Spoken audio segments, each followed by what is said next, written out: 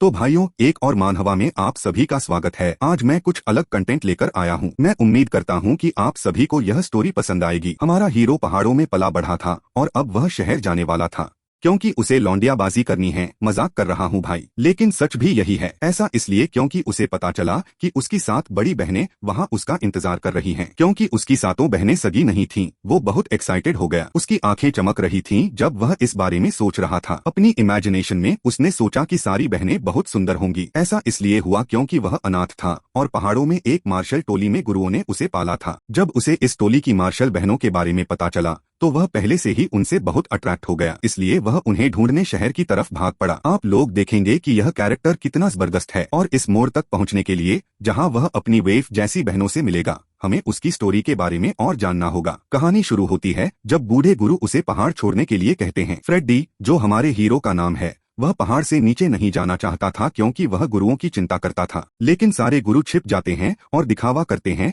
कि अब उन्हें उसकी परवाह नहीं है। हमारा हीरो जानता था कि गुरु यह सब उसे बहलाने के लिए कर रहे हैं। उन्होंने छोटे फ्रेडी को अपनाया था और कहते हैं कि लड़का बहुत अच्छे से ट्रेन हो चुका है। अब उसके लिए एक नई स्टोरी है और उसे अपनी जिंदगी खुद जीनी होगी। फ्रेडी समझ जाता है कि उसके गुरु छिपे हुए हैं क्योंकि वे उससे विदा नहीं लेना चाहते। टोली के लोग दरवाजा पीटते हैं और नाटक करते हैं ताकि फ्रेडी को उन्हें छोड़ने में ज्यादा दुख न हो। वह हल्की सी हंसी के साथ कहता है कि वह सबका प्लान जानता है। फिर हमारा हीरो घुटनों पर बैठकर अपने गुरुओं को धन्यवाद देता है क्योंकि वह अनाथ था और इस मार्शल टोली ने उसे अपनाया था। बाद में वह शहर के स्टेशन पर पहुंचता है। उसने कभी पहाड़ों से बाहर की दुनिया नहीं देखी थी। उसे शहर के लोग और बड़ी दुनिया देखकर बहुत हैरानी होती है। इसी समय वह एक बहुत सुंदर लड़की को देखता है और उसे घूरने लगता है। आप लोग समझ ही रहे होंगे कि वह कहाँ देख रहा था। इससे वह लड़की अनकंफर्टेबल हो जाती है और पूछती है कि क्या उसने कभी बड़े खरबूजे नहीं देखे। फ्रेडी कहता है कि उसकी एनर्जी चैनल्स बंद हैं और ज्यादा वजन की वजह से आगे चलकर दिक्कत हो सकती है। लड़की सोचने लगती है कि उसे कैसे पता चला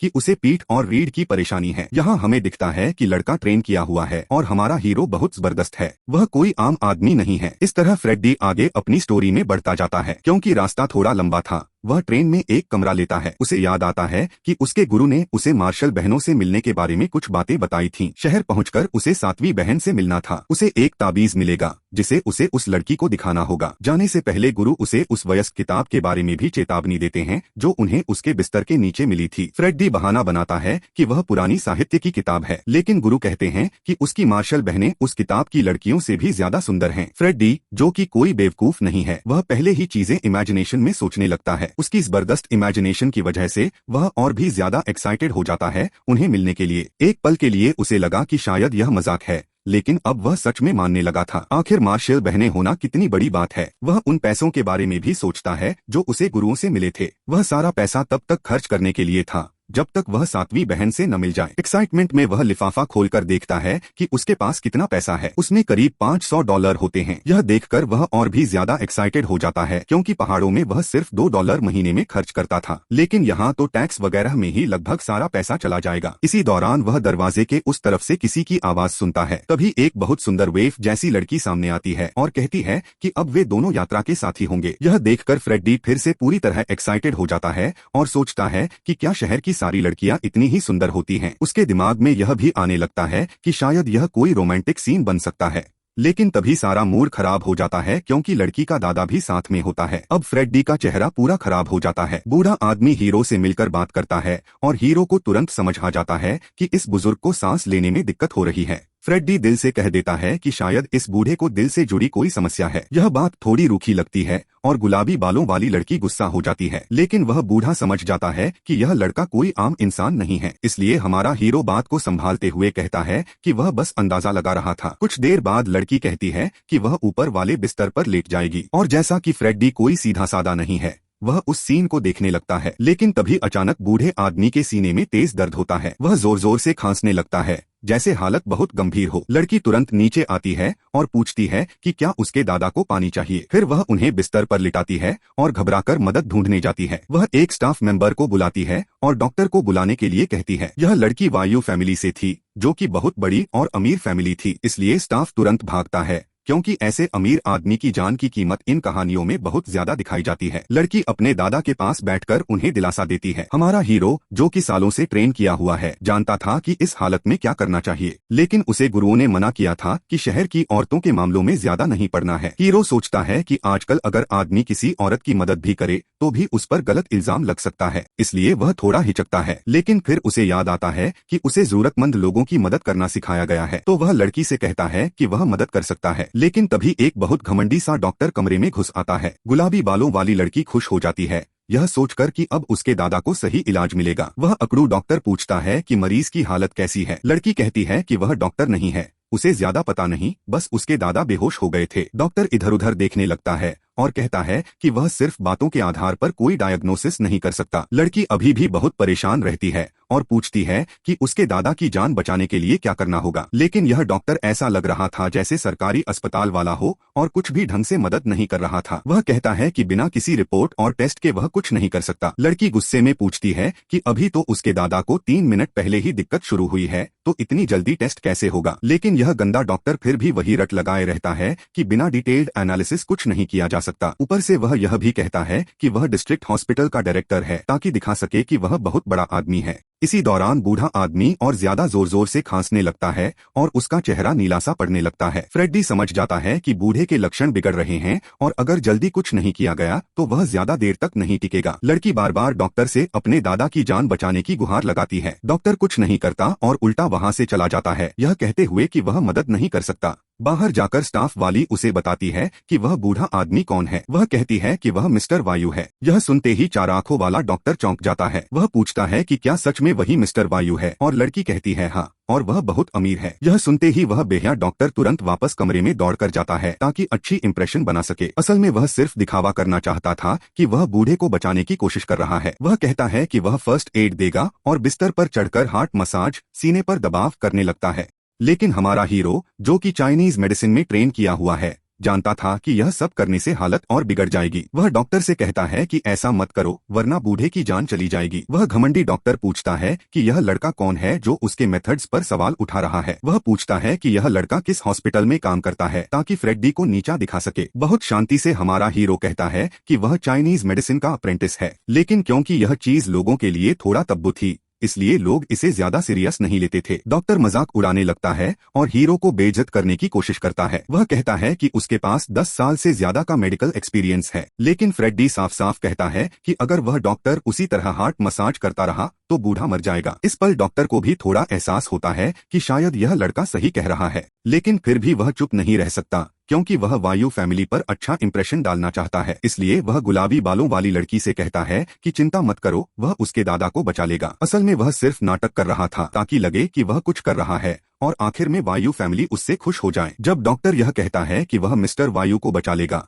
तो लड़की सोचने लगती है कि इस डॉक्टर को उसका सरनेम कैसे पता चला। क्योंकि लड़की भी बेवकूफ नहीं थी, वह तुरंत समझ जाती है कि शायद उस स्टाफ वाली ने बता दिया होगा कि वे कौन हैं। लेकिन उस डॉक्टर से अलग यह लड़का यानी फ्रेडी उन्हें जाने बिना भी मदद करना चाहता था। लड़की को याद आता है कि करीब 15 मिनट पहले ही फ्रेडी ने कहा था कि उसके दादा का दिल ठीक नहीं है। इसी वजह से वह डॉक्टर के पास जाकर कहती है कि वह अभी कुछ न करे। फिर वह सीधे हमारे हीरो के पास जाती है और उससे मदद मांगती है। वह पूछती है कि क्या सच में उसके दादा को दिल की बीमारी है जैसा उसने पहले कहा था। फ्रेडी थोड़ा घबरा जाता है और कहता है कि वह ट्रेडिशनल चाइनीज मेडिसिन से मदद कर सकता है। अब फ्रेडी डॉक्टर का मजाक उड़ाते हुए कहता है कि ट्रेडिशनल तरीके मॉडर्न मेडिसिन से भी ज्यादा अच्छे होते हैं। आंखों में आंसू लेकर लड़की पूछती है कि क्या वह सच में उसके दादा को बचा सकता है। फ्रेडी उसे कहता है कि चिंता मत करो, उसके दादा को बस दिल की फंक्शन में थोड़ा सा डिफेक्ट है और उसे बचाया जा सकता है। उम्मीद से भरी हुई लड़की पूछती है कि क्या वह अभी इलाज कर सकता है, लेकिन डॉक्टर अपने क्रेडिट्स खोना नहीं चाहता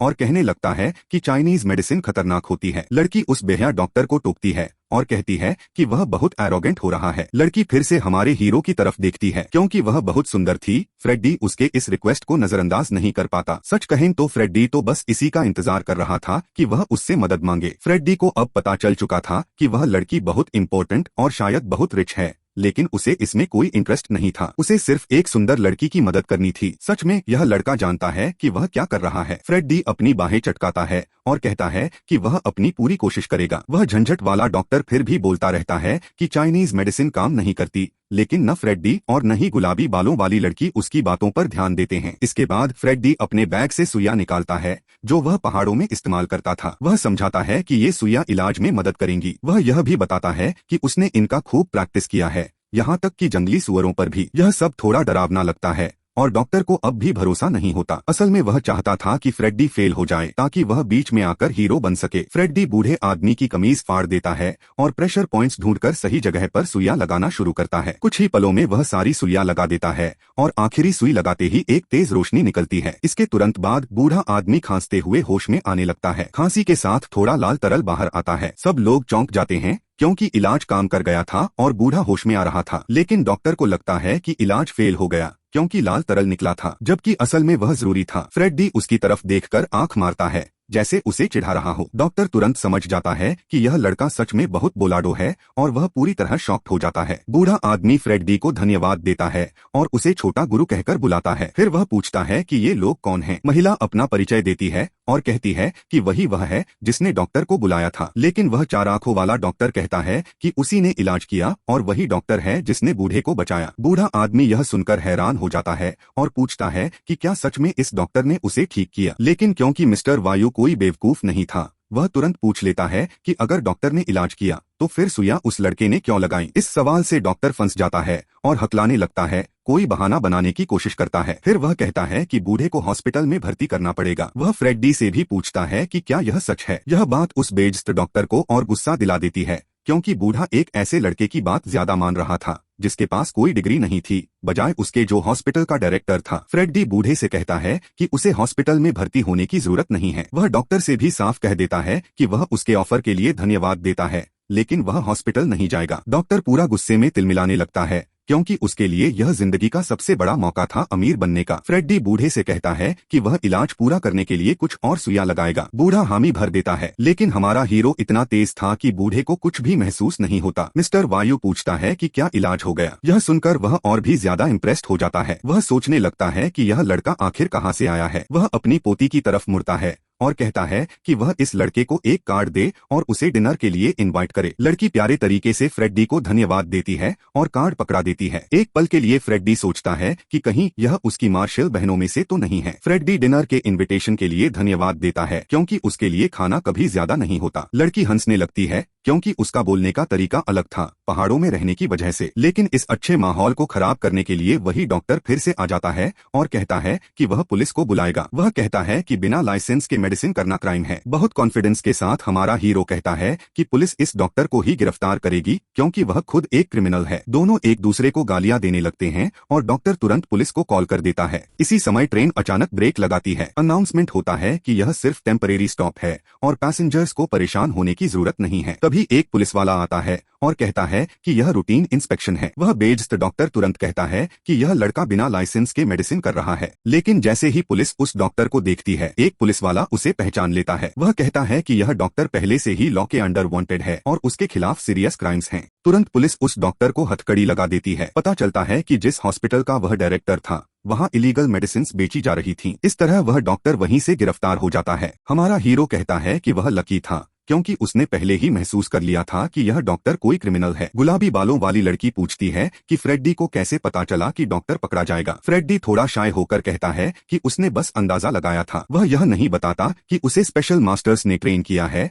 और वह लोगों की एनर्जी महसूस कर सकता है। लड़की फ्रेडी में और भी ज्यादा इंटरेस्ट लेने लगती है और उससे उसके बारे में और जानना चाहती है। वह उससे फ्यूचर के बारे में भी कोई टिप मांगती है। बूढ़ा आदमी समझ जाता है कि यह लड़का बहुत मिस्टीरियस है, लेकिन साथ ही बहुत पोलाइट और हम्बल भी है। फ्रेडी का दिल जोर जोर से धड़कने लगता है। वह लड़की को बहुत सुंदर समझने लगता है और यहाँ तक कह देता है कि वह बहुत अच्छी खुशबू भी देती है। फ्रेडी अपने मन में मास्टर्स को धन्यवाद देता है और सोचता है कि शहर की लड़कियां किताबों वाली लड़कियों से कहीं ज्यादा अच्छी हैं। वह एलिस से कहता है कि उसे हरे कपड़े पहनने वाले लोगों से दूर रहना चाहिए, लेकिन लड़की इतने में संतुष्ट नहीं होती और उससे और भी सलाह मांगने लगती है। अगर कोई और होता तो शायद उससे किस मांग लेता, लेकिन फ्रेडी सिर्फ इतना कहता है कि वह अब और कोई सलाह नहीं दे सकता। बूढ़ा आदमी एलिस से कहता है कि वह युवा मास्टर को ज्यादा परेशान न करे। फिर बूढ़ा पूछता है कि क्या उसे दवाइयाँ लेनी होंगी। हमारा हीरो कहता है कि वह उसके लिए एक प्रिस्क्रिप्शन लिख देगा। यह सुनकर बूढ़ा और भी ज्यादा शॉक्ड हो जाता है, क्योंकि इस लड़के के पास हर सवाल का जवाब है। फ्रेडी अपनी बैग में हाथ डालता है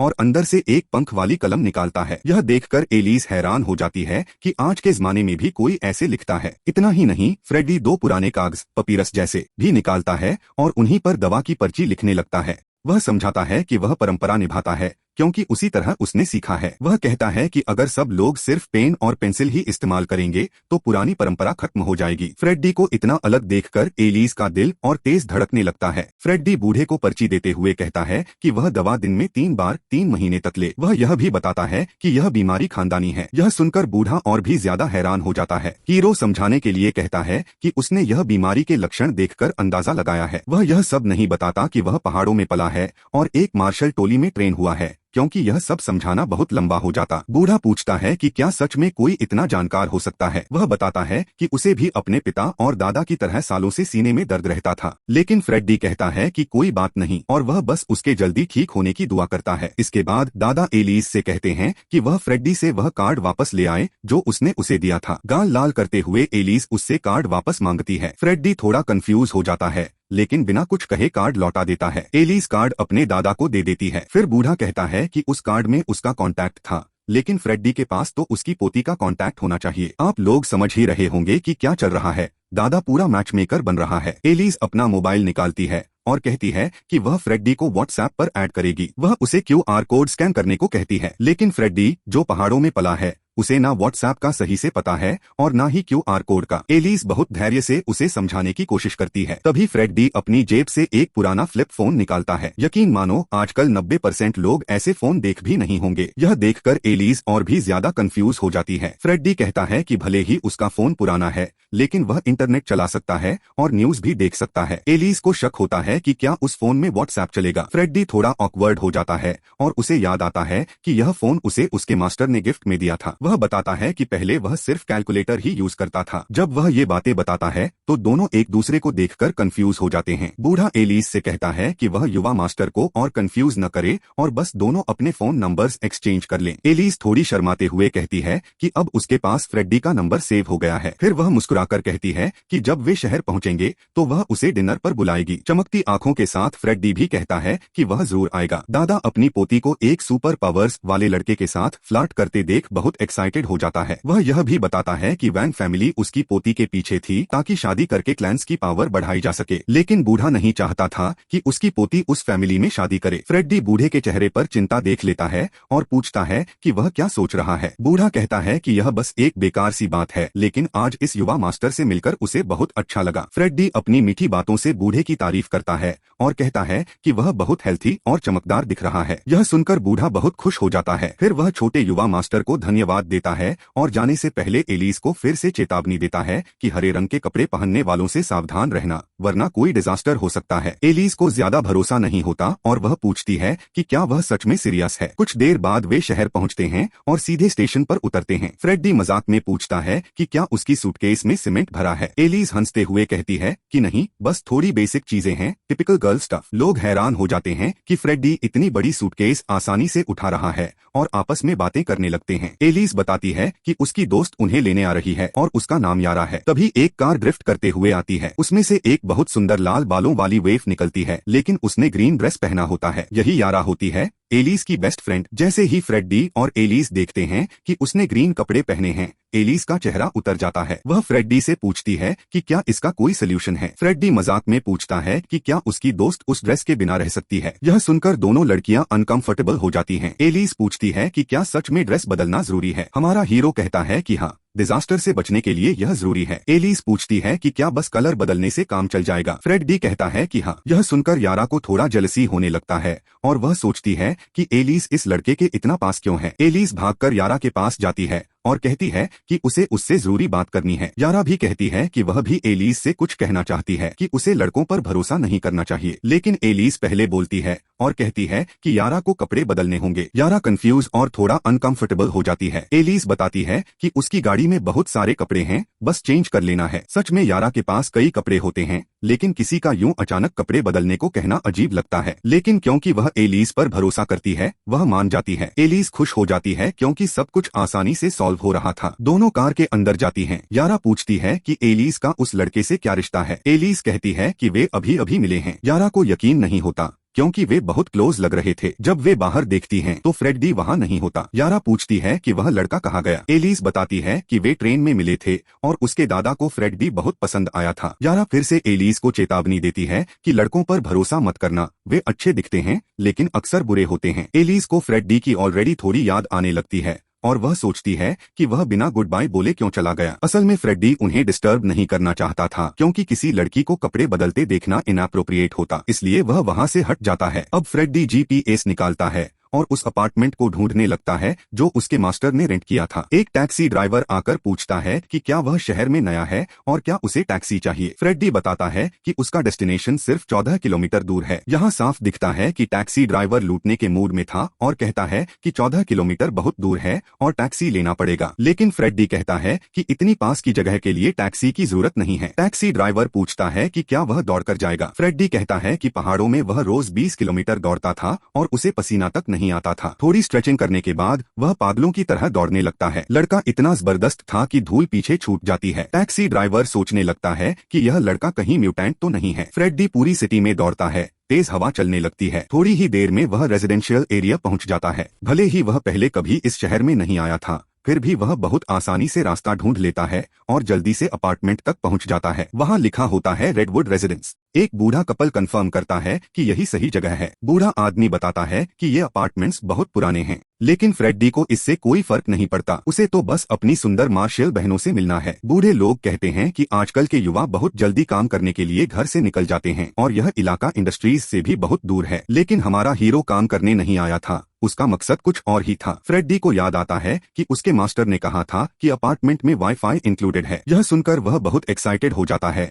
क्योंकि पहाड़ों में इंटरनेट बहुत स्लो था। मास्टर ने कहा था कि वाईफाई सिर्फ 2 MB का है और फ्रेडी को लगता है कि यह बहुत तेज है। फ्रेडी खुश होता हुआ ऊपर जाता है, अपने आप को स्वर्ग में समझता हुआ। रूम नंबर कंफर्म करने के बाद वह डोर नॉक करने ही वाला होता है कि तभी दरवाजा खुलता है। दरवाजे से एक बहुत सुंदर महिला निकलती है जिसका नाम डायना होता है। डायना बहुत ही अट्रैक्टिव होती है और हमारा हीरो उसकी तरफ देखने से खुद को रोक नहीं पाता। आप समझ ही रहे हो वह क्या देख रहा था। लाल होते गालों के साथ फ्रेडी पूछता है कि क्या यही वह अपार्टमेंट है जो उसने रेंट किया है। डायना बताती है कि हाँ, और वही उसकी लैंडलेडी है। डायना मुस्कुराते हुए उसे अंदर बुलाती है। वह बताती है कि वह कपड़े सुखाने की रस्सी सोमवार, बुधवार और शुक्रवार को इस्तेमाल कर सकता है। कपड़ों को देखकर फ्रेडी और भी शर्मिंदा हो जाता है। उसने इतनी वैरायटी पहले कभी नहीं देखी थी। डायना पूछती है कि वह इतना घूर क्यों रहा है। फ्रेडी झेंपते हुए कहता है कि कुछ नहीं। जब वह अपना बैग रखने के लिए कमरे का दरवाजा खोलता है तो उसे लैवेंडर जैसी मीठी खुशबू आती है। खुशबू बहुत ही प्लेजेंट होती है। फ्रेडी कहता है कि वह यह खुशबू जिंदगी भर भी सूंघ सकता है। यह खुशबू डायना के कपड़ों से आ रही थी। फ्रेडी सोचता है कि वह कितना लकी है और यह तो अभी शुरुआत है। उसने अभी तक अपनी मार्शल बहनों को देखा भी नहीं है। डायना बताती है कि वह कमरा उसी का है। यह सुनकर फ्रेडी जल्दी से दूसरे कमरे की तरफ भागता है ताकि ऑकवर्ड सिचुएशन न बने। अंदर जाकर वह दरवाजा बंद कर लेता है। डायना थोड़ी प्लेफुल हो जाती है और कहती है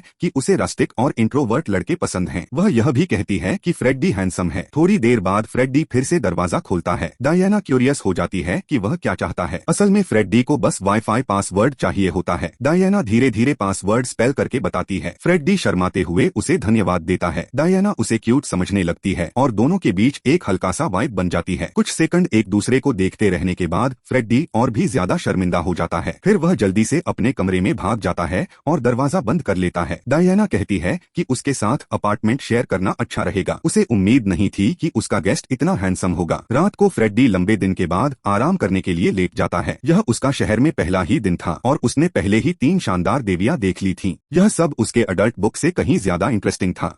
वह अपनी जेब से एम्यूलेट निकालता है और सोचता है कि 7वीं बहन कैसी होगी। वह हाथ आगे बढ़ाकर भविष्य देखने की अपनी ताकत इस्तेमाल करने की कोशिश करता है। थोड़ी एनर्जी चार्ज करके वह कॉन्सेंट्रेट करता है, लेकिन जितनी भी कोशिश करता है वह बहनों की शक्ल नहीं देख पाता। उसे बस इतना पता चलता है कि सातवीं बहन एक बहुत बड़ी बिजनेसवुमन है और बहुत अमीर है। सिर्फ उसके शरीर के बारे में सोचकर ही फ्रेडी बहुत एक्साइटेड हो जाता है और इमेजिनेशन में सोचता है कि वह बहुत खूबसूरत होगी। लेकिन मास्टर्स ने उसकी एनर्जी पर एक ब्लॉक लगाया था ताकि वह यह न देख सके कि वे कैसी हैं। वह बहुत कोशिश करता है लेकिन फिर भी कुछ नहीं दिखता। बिजनेसवुमन सुनकर वह इंटरनेट पर सर्च करने की कोशिश करता है, लेकिन उसकी बदकिस्मती से ज्यादातर महिला बिजनेसवुमेन बहुत ज्यादा उम्र की निकलती हैं। यह देखकर वह सातवीं बहन के बारे में सर्च करना छोड़ देता है। इसी समय उसके पेट में जोर से आवाज होती है। उसे बहुत भूख लगती है। वह किचन में जाकर कुछ खाने का फैसला करता है। वह पहले चेक करता है कि डायना आसपास तो नहीं है, क्योंकि उसे अब भी थोड़ी शर्म आ रही होती है। किचन में पहुंचकर वह इलेक्ट्रिक स्टोव देखता है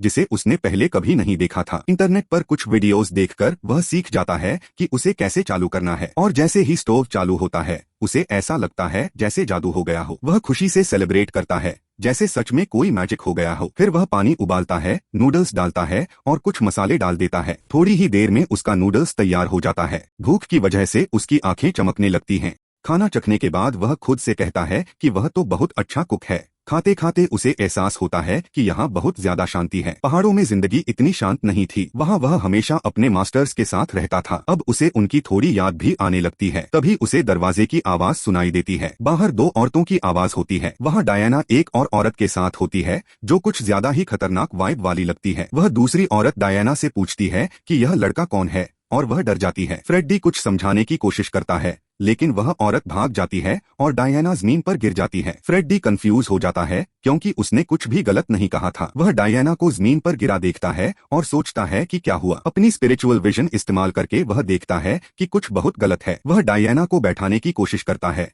लेकिन वह बेहोश होती है। उसे महसूस होता है कि उसकी गर्दन के पास एनर्जी ब्लॉक है। उसे समझ आता है कि किसी ने उसे नुकसान पहुंचाने की कोशिश की है। यह बहुत डेंजरस लग रहा था और फ्रेडी बहुत परेशान हो जाता है। डायना की सांस तेज चल रही होती है। उसका दिल बहुत तेज धड़क रहा होता है। उसे बहुत तेज बुखार होता है और उसका शरीर कांप रहा होता है। फ्रेडी उसकी पीठ पर कुछ एनर्जी पॉइंट्स दबाता है। इसके बाद डायना उल्टी कर देती है। फ्रेडी देखता है कि उसमें कुछ गोलियां निकली हैं। तभी उसे समझ आता है कि यह जहर नहीं था बल्कि कोई इलीगल मेडिसिन था और उसकी डोज बहुत ज्यादा थी। शायद बाकी गोलियां पहले ही उसके शरीर में पच चुकी थीं। डायना दर्द और आंसुओं के साथ उससे कहती है कि वह डॉक्टर को कॉल करे, लेकिन फ्रेडी कहता है कि अब डॉक्टर भी उसे नहीं बचा पाएगा क्योंकि वह सब्सटेंस पहले ही उसके शरीर में जा चुका है। वह कहता है कि उसके पास ज्यादा से ज्यादा 10 मिनट की जिंदगी बची थी। वह धीरे धीरे अपने अंत को एक्सेप्ट करने लगती है, लेकिन दर्द इतना ज्यादा होता है कि वह अपनी चीखें रोक नहीं पाती। वह बताती है कि यह सब कुछ घंटे पहले हुआ था जब एक माफियोसो उसके बार में आया था। वह उस शराब को पीना नहीं चाहती थी लेकिन उसने जबरदस्ती करवाई। डायना बचपन से ही बहुत कुछ झेल चुकी थी। उसकी माँ ने उसे छोड़ दिया था। उसकी माँ सिर्फ अमीर आदमियों के पीछे रहती थी। सिर्फ डायना का चेहरा देखकर ही हमारा हीरो समझ जाता है कि उसने बहुत मुश्किल जिंदगी देखी है। यह देखकर फ्रेडी फैसला करता है कि वह उसकी मदद जरूर करेगा। लोगों की जान बचाना ही उसका काम है। फ्रेडी उसका पल्स चेक करता है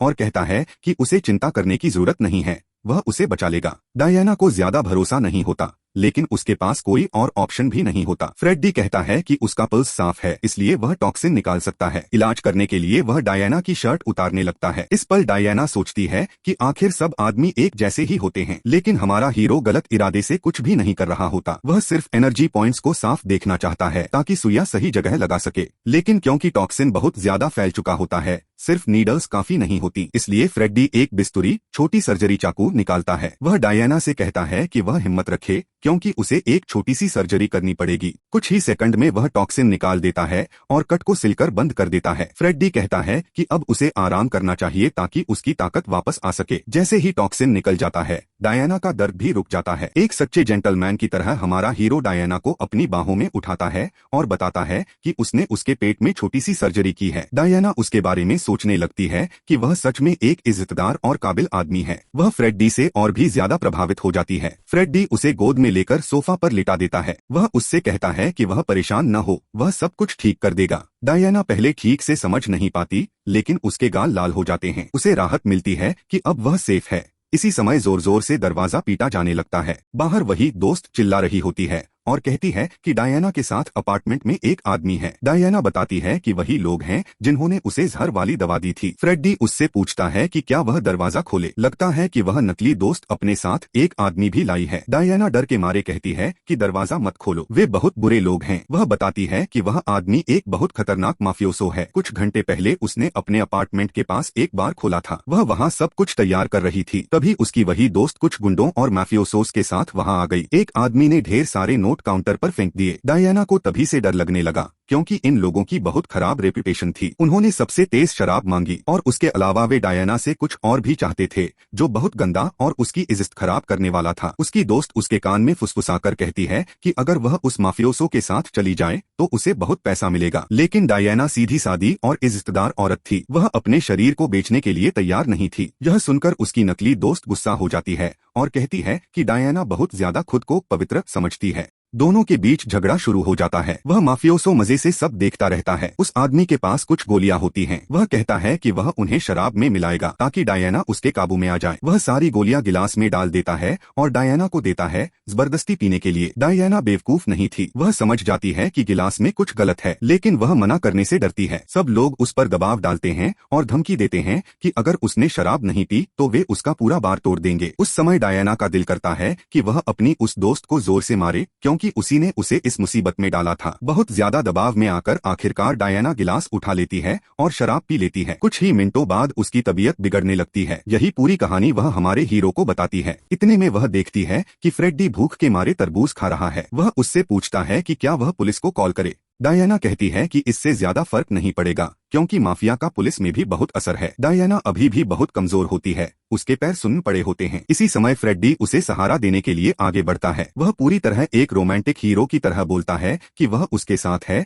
और जो भी मदद चाहिए वह करेगा। इसी दौरान वह नकली दोस्त और वह बदमाश दरवाजा खोलकर अंदर घुस आते हैं। डायना गुस्से में पूछती है कि वे उसकी घर में घुसने की हिम्मत कैसे कर सकते हैं। वह नकली दोस्त बोलती है कि उसे लगा कि यहाँ कोई बदमाश है, इसलिए वह मदद लेकर आई है। हमारा हीरो पूछता है कि वह कौन होती है उसे बदमाश कहने वाली। वह औरत मासूम बनने का नाटक करती है और कहती है कि वह तो बस अपनी बेस्ट फ्रेंड को ढूंढ रही थी। वह डायना से कहती है कि उसके साथ चले, क्योंकि यह नीले बालों वाला लड़का भरोसे के लायक नहीं है। डायना हमारे हीरो को गले लगा लेती है और कहती है कि वह उसका बॉयफ्रेंड है। वह यह भी बताती है कि उसने बार में जो कुछ हुआ था सब उसे बता दिया है। वह नकली दोस्त कहती है कि कुछ भी नहीं हुआ और उन्होंने डायना को जहर नहीं दिया। वह माफिया यह देखकर हैरान हो जाता है कि डायना जिंदा कैसे है, लेकिन डायना बार बार कहती रहती है कि उसी ने और उसके साथियों ने उसे जहर वाली दवा दी थी। हमारा हीरो उससे पूछता है कि क्या उसे पूरा यकीन है। डायना हाँ में जवाब देती है। फ्रेडी कहता है कि वह उस पर भरोसा करता है और अब वह इन गुंडों से निपटेगा। वह माफिया की तरफ बढ़ते हुए कहता है कि वह डायना का बॉयफ्रेंड है, असल में वह बस उसे हिम्मत देने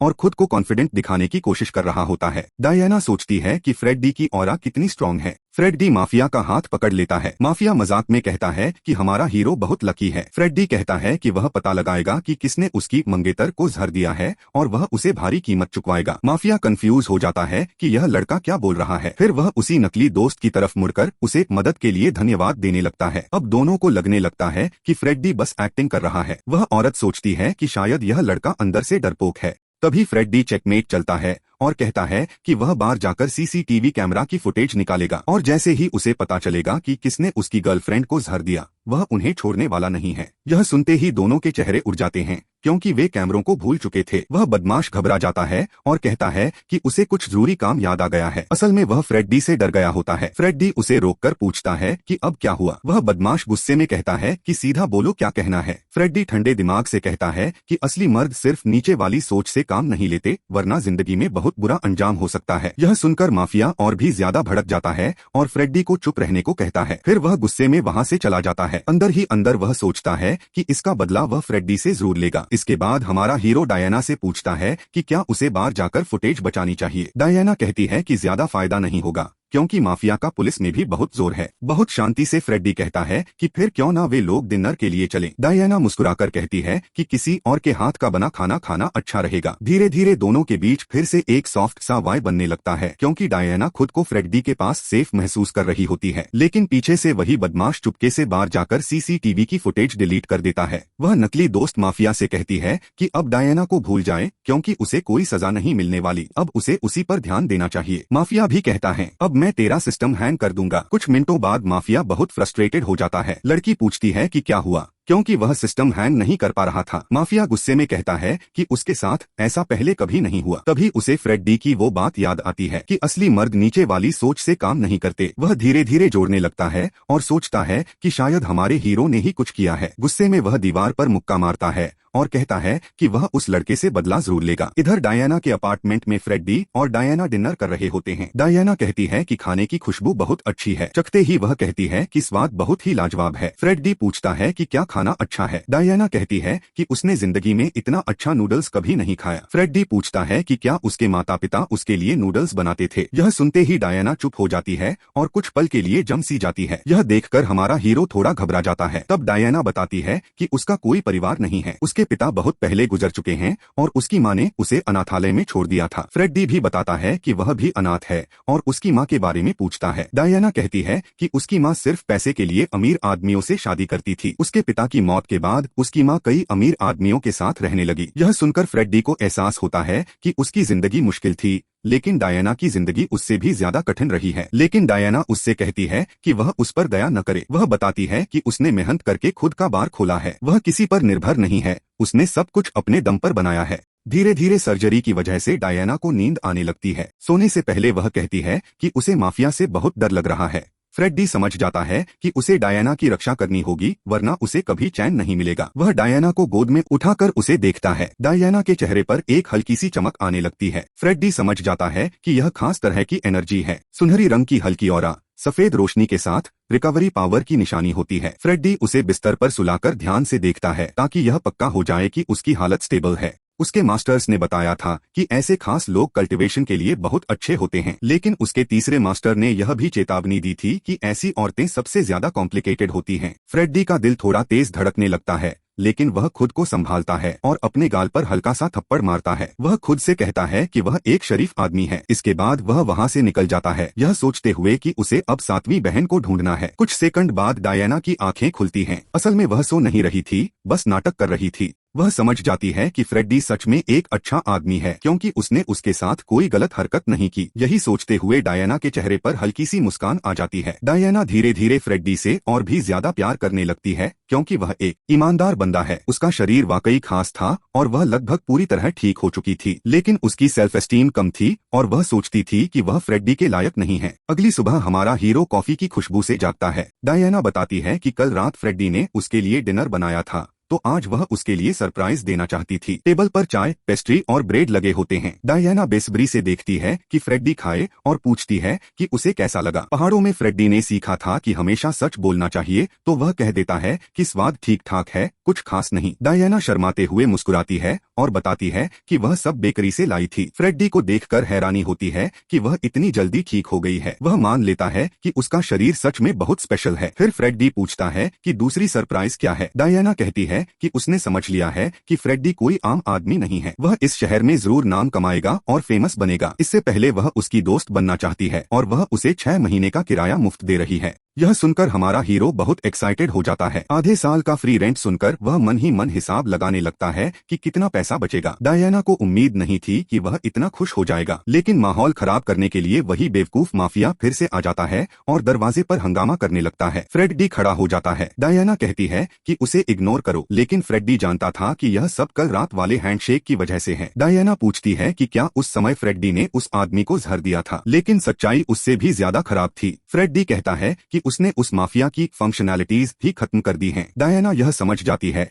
और भी ज्यादा फ्रेडी से प्यार करने लगती है, क्योंकि उसने यह सब सिर्फ उसकी रक्षा के लिए किया था। माफिया गुस्से में पूछता है कि फ्रेडी ने उसके साथ क्या किया। हमारा हीरो बहाना बनाता है और कहता है कि उसने कुछ नहीं किया। माफिया फ्रेडी की शर्ट पकड़कर उसे धमकाने लगता है। फ्रेडी उसका हाथ झटक देता है और पूछता है कि क्या उसके पास कोई सबूत है। वह कहता है कि बिना सबूत किसी पर इल्जाम लगाना क्राइम है। यह देखकर कि फ्रेडी डर नहीं रहा, माफिया और भी गुस्से में आ जाता है। उसका एक गुंडा पूछता है कि क्या वह फ्रेडी को मार सकता है। माफिया शैतानी नजर से देखता है और कहता है कि हाँ, यह मजेदार होगा। सब गुंडे हमारे हीरो पर टूट पड़ते हैं, लेकिन फ्रेडी पहले से ही कॉम्बैट स्टांस में आ जाता है और पहाड़ों की टेक्निक्स इस्तेमाल करने के लिए तैयार हो जाता है। डायना डर के मारे कहती है कि वह पुलिस को कॉल करेगी। फ्रेडी पूछता है कि क्या सच में जरूरी है, लेकिन डायना फ्रेडी के सामने खड़ी हो जाती है, उसे बचाने के लिए और माफिया से कहती है कि सब कुछ यहीं खत्म कर दे, लेकिन वह बदमाश झगड़ा चाहता था। वह पीछे नहीं हटता। जब वह डायना को मारने के लिए हाथ उठाता है तो हमारा हीरो बीच में कूद पड़ता है। फ्रेडी उस बदमाश के चेहरे पर जबरदस्त पंच मारता है।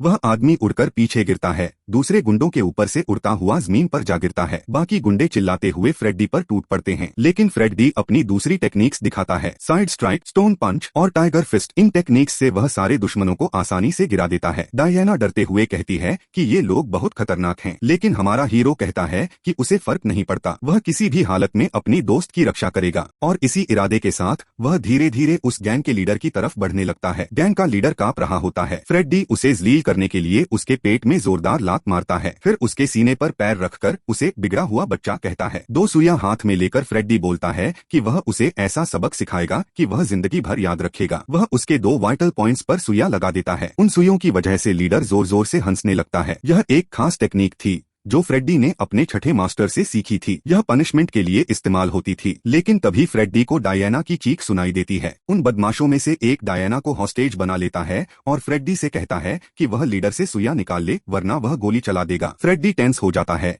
लेकिन मजबूरी में सुइयां निकाल लेता है। जैसे ही सुइयां निकलती हैं, लीडर की हंसी रुक जाती है। लीडर को समझ नहीं आता कि फ्रेडी ने उसके साथ क्या किया था। उसे बस इतना पता होता है कि कुछ बहुत अजीब हुआ है। वह पूछता है कि आखिर हीरो ने उसके साथ क्या किया। फ्रेडी शांति से कहता है कि यह कुछ खास नहीं था, बस एक ट्रेडिशनल टेक्निक थी। इसके बाद लीडर अचानक पार्टनरशिप की बात करने लगता है। वह चाहता है कि फ्रेडी उसके लिए काम करे। यह बहुत अजीब होता है क्योंकि अभी अभी उसने पिटाई खाई थी और अब जॉब ऑफर दे रहा था। वह बताता है कि उसके पिता कई बिजनेसेस चलाते हैं, अगर फ्रेडी उसके साथ काम करे तो उसे बहुत पैसा और बहुत सारी लड़कियां मिलेंगी। लेकिन फ्रेडी साफ मना कर देता है। वह कहता है कि उसकी गर्लफ्रेंड है और उसे इसमें कोई इंटरेस्ट नहीं है। लीडर डायना को बोरिंग बताता है और कहता है कि फ्रेडी को उससे भी सुंदर और मजेदार लड़कियां मिल सकती हैं। वह बोलता है कि वह हर दिन के लिए अलग लड़की अरेंज कर सकता है। यह सुनते ही फ्रेडी उसे जोरदार थप्पड़ मारता है और कहता है कि यहाँ से दफा हो जाए। लीडर गुस्से में पूछता है कि क्या फ्रेडी कॉन्सिक्वेंसेस झेलने के लिए तैयार है या फिर साथ काम करेगा। गुंडे अब भी डायना को पकड़े रहते हैं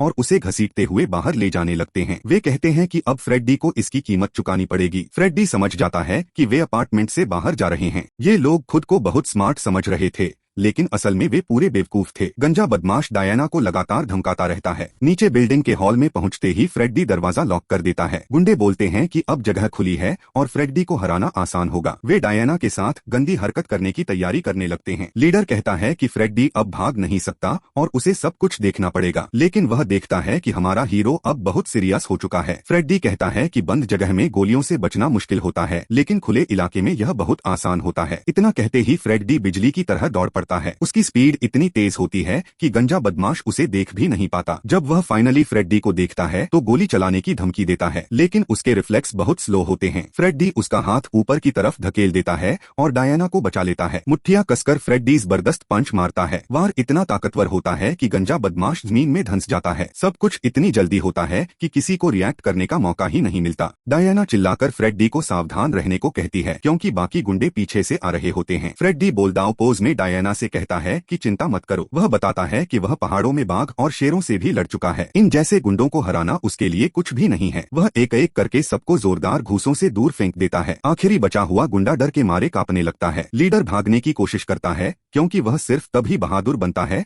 जब उसके साथ लोग होते हैं, लेकिन जैसे ही वह दरवाजा खोलने की कोशिश करता है उसे पता चलता है कि दरवाजा पहले से ही बंद है। वहाँ हमारा हीरो खड़ा होता है, हाथ में चाबी लेकर। लीडर डर के मारे माफी मांगने लगता है। बहुत शर्मनाक हालत में वह घुटनों पर बैठ जाता है और कहता है कि उसकी फैमिली बहुत अमीर है और वह फ्रेडी को पैसे देकर खुश कर सकता है। बेइज्जती को और बढ़ाते हुए वह आम इंसान की तरह गिड़गिड़ाकर माफी मांगता है। एक पल के लिए हमारा हीरो भी सोचता है कि इस विलेन से पैसे निकलवा ले, लेकिन फिर वह खुद को रोक लेता है क्योंकि वह एक ईमानदार इंसान है। तभी दरवाजे पर जोर से नॉक होता है। फ्रेडी उस बदमाश को एक लात मारकर रास्ते से हटाता है और दरवाजा खोलता है। बाहर कुछ बहुत पावरफुल लोग खड़े होते हैं। एक आदमी जो बहुत महंगा सूट पहने होता है और उसके साथ कई बॉडीगार्ड्स होते हैं पूछता है कि क्या वह पहाड़ों वाला फ्रेडी है। थोड़ा हकलाते हुए फ्रेडी कहता है कि हाँ वही है। आदमी अपने दस्ताने उतारता है और अपना परिचय देता है। वह फ्रेडी को धन्यवाद देता है कि उसने ट्रेन में उसके पिता की जान बचाई थी। फ्रेडी पहले उसे पहचान नहीं पाता और वह आदमी थोड़ा ऑकवर्ड हो जाता है। पीछे खड़ा माफिया यह सब देखकर समझ नहीं पाता कि वायु फैमिली का वारिस फ्रेडी से बात क्यों कर रहा है। माफिया बीच में बोलने की कोशिश करता है, लेकिन उसे तुरंत चुप करा दिया जाता है। सबको पता होता है कि सामने वायु फैमिली का दूसरा वारिस खड़ा है। अमीर आदमी फ्रेडी से पूछता है कि क्या वह बिजी है। वह यह भी ऑफर करता है कि वह इस बदमाश माफिया से खुद निपट लेगा। यह सुनकर माफिया अंदर से पूरी तरह टूट जाता है और समझ जाता है कि वह बुरी तरह फंस चुका है। फ्रेडी को याद आता है कि यह वही फैमिली है जिनके बुजुर्ग को उसने बचाया था। वह हाथ आगे बढ़ाकर उससे हाथ मिलाता है और पूछता है कि क्या बुजुर्ग अब बेहतर हैं। वे दोनों हाथ मिलाते हैं। वह युवक फ्रेडी की तारीफ करता है और कहता है कि उसके पिता आज जिंदा हैं, सिर्फ फ्रेडी की वजह से। माफिया का पता रहता है और अब उसे पूरा यकीन हो जाता है कि फ्रेडी कोई मामूली आदमी नहीं है, बल्कि उसने तो मिस्टर वायु की जान भी बचाई है। तभी कुछ गार्ड्स एक सूटकेस लेकर आते हैं। वह वायु फैमिली का वारिस फ्रेडी को एक भारी भरकम ब्रीफ केस देता है जिसमें बहुत सारा कैश होता है धन्यवाद के तौर पर। उसके साथ एक बहुत महंगा मोबाइल फोन भी होता है। डायना यह सब देखकर हैरान हो जाती है। उसे समझ आने लगता है कि फ्रेडी सच में बहुत इंपॉर्टेंट आदमी है। फिर भी उसे समझ नहीं आता कि फ्रेडी 6 महीने का फ्री रेंट पाकर इतना खुश क्यों हुआ था। डायना के मन में आता है कि शायद फ्रेडी ने उसके साथ अच्छा बनने के लिए ऐसा किया था। उसे लगने लगता है कि फ्रेडी असल में बहुत अमीर है और शायद वह उससे प्यार भी करने लगा है। यह सोचकर डायना थोड़ी शाय हो जाती है, लेकिन हमारा हीरो इतना महंगा तोहफा लेने से मना कर देता है। उसे अपने मास्टर्स की सीख याद आ जाती है कि आसान पैसा नहीं लेना चाहिए और बिना इजाजत किसी औरत को छूना भी गलत है। फ्रेडी याद करता है कि उसकी मास्टर ने उसे सिखाया था कि इजी मनी सबसे बड़ा लालच होता है और जो उसमें फंस गया वह रास्ते से भटक जाता है। उसके दिमाग में उसकी मास्टर की आवाज गूंजती है, जैसे वह उसके सिर पर मारकर समझा रही हो कि टेम्पटेशन में मत पड़ना।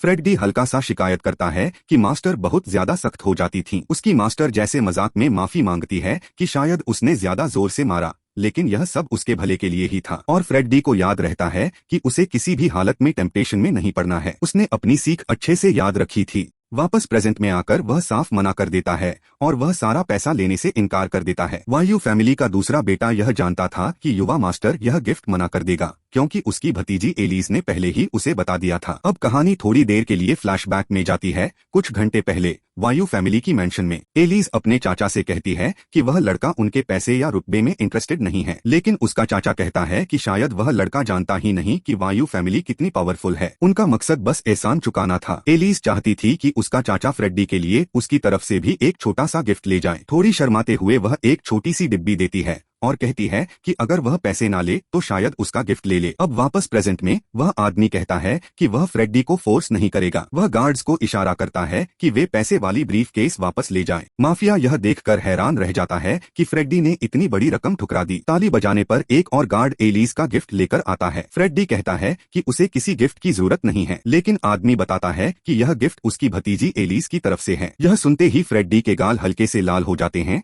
क्योंकि उसे एलिस याद आ जाती है। वहीं डायना भी अलर्ट हो जाती है क्योंकि उसने एक और लड़की का नाम सुना था। छोटी सी डिब्बी देखकर फ्रेडी सोचता है कि इसमें क्या होगा। वह कहता है कि अगर बहुत महंगी चीज हुई तो वह इसे भी मना कर देगा। जैसे ही वह डिब्बी खोलता है वह जोर से चौंक जाता है। वहाँ मौजूद सब लोग क्यूरियस हो जाते हैं क्योंकि फ्रेडी पैसे की ब्रीफ केस देखकर भी इतना सरप्राइज्ड नहीं हुआ था। असल में गिफ्ट था 3 फ्री बर्गर्स का कूपन। इसके साथ एक और चीज होती है, एक लेटर और एक पुराना मोबाइल फोन। लेटर में एलिस ने अपने हाथ से लिखा होता है कि यह उसका पुराना फोन है, उसमें इंटरनेट चलता है और अगर फ्रेडी चाहे तो उसे फेंक भी सकता है। एलिस के चाचा को समझ नहीं आता कि फ्रेडी ने ब्रांड न्यू एक्सपेंसिव फोन ठुकरा दिया, लेकिन यह पुराना फोन एक्सेप्ट कर रहा है। मुस्कुराते हुए फ्रेडी कहता है कि वह ये दोनों गिफ्ट्स खुशी खुशी एक्सेप्ट करेगा। यह देखकर वायु फैमिली का दूसरा बेटा पूरी तरह कंफ्यूज्ड हो जाता है। फ्रेडी थम्स अप दिखाता है और कहता है कि एलिस को थैंक यू कहना क्योंकि उसे ये गिफ्ट्स बहुत पसंद आए। वह आदमी समझ जाता है कि यह हीरो पैसे से ज्यादा फ्रेंडशिप और फीलिंग्स को वैल्यू करता है। फिर वह माफिया की तरफ देखता है और समझ जाता है कि फ्रेडी कुछ गंदे लोगों से निपट रहा था। वह फ्रेडी से पूछता है कि क्या वह इन बदमाशों को हैंडल कर दे। फ्रेडी उस माफिया की तरफ देखता है जो डर के मारे कांप रहा होता है। माफिया को लगने लगता है कि अब उसकी पूरी तरह से हालत खराब है। उसके कुछ गुंडे तो वहीं जमीन पर पड़े हुए मरने का नाटक करने लगते हैं ताकि बच सकें। गुस्से और डर में माफिया घुटनों पर बैठ जाता है और माफी मांगने लगता है। यह सीन इतना शर्मनाक होता है कि सब लोग चुप हो जाते हैं। फ्रेडी कहता है कि उसे किसी मदद की जरूरत नहीं है। धन्यवाद कहकर वायु फैमिली के लोग वहां से चले जाते हैं। जाते जाते दूसरा बेटा सोचता है कि फ्रेडी कोई सिंपल डॉक्टर नहीं है। इस लड़के के पास जबरदस्त मार्शल स्किल्स हैं क्योंकि उसने खाली हाथों से पूरे गैंग को हरा दिया था। अपने हाथ पोंछते हुए वह सोचता है कि उसके पिता ने सही कहा था, यह लड़का वाकई बहुत स्पेशल है। वह मन ही मन सोचता है कि उसे फ्रेडी को जल्दी से रिक्रूट करना होगा इससे पहले कि वह उसके बड़े भाई के हाथ लग जाए, जो एलिस का पिता है। लगता है वायु फैमिली के अंदर भी पावर स्ट्रगल चल रहा है। इसके बाद माफिया और उसके लोग फ्रेडी के सामने झुक जाते हैं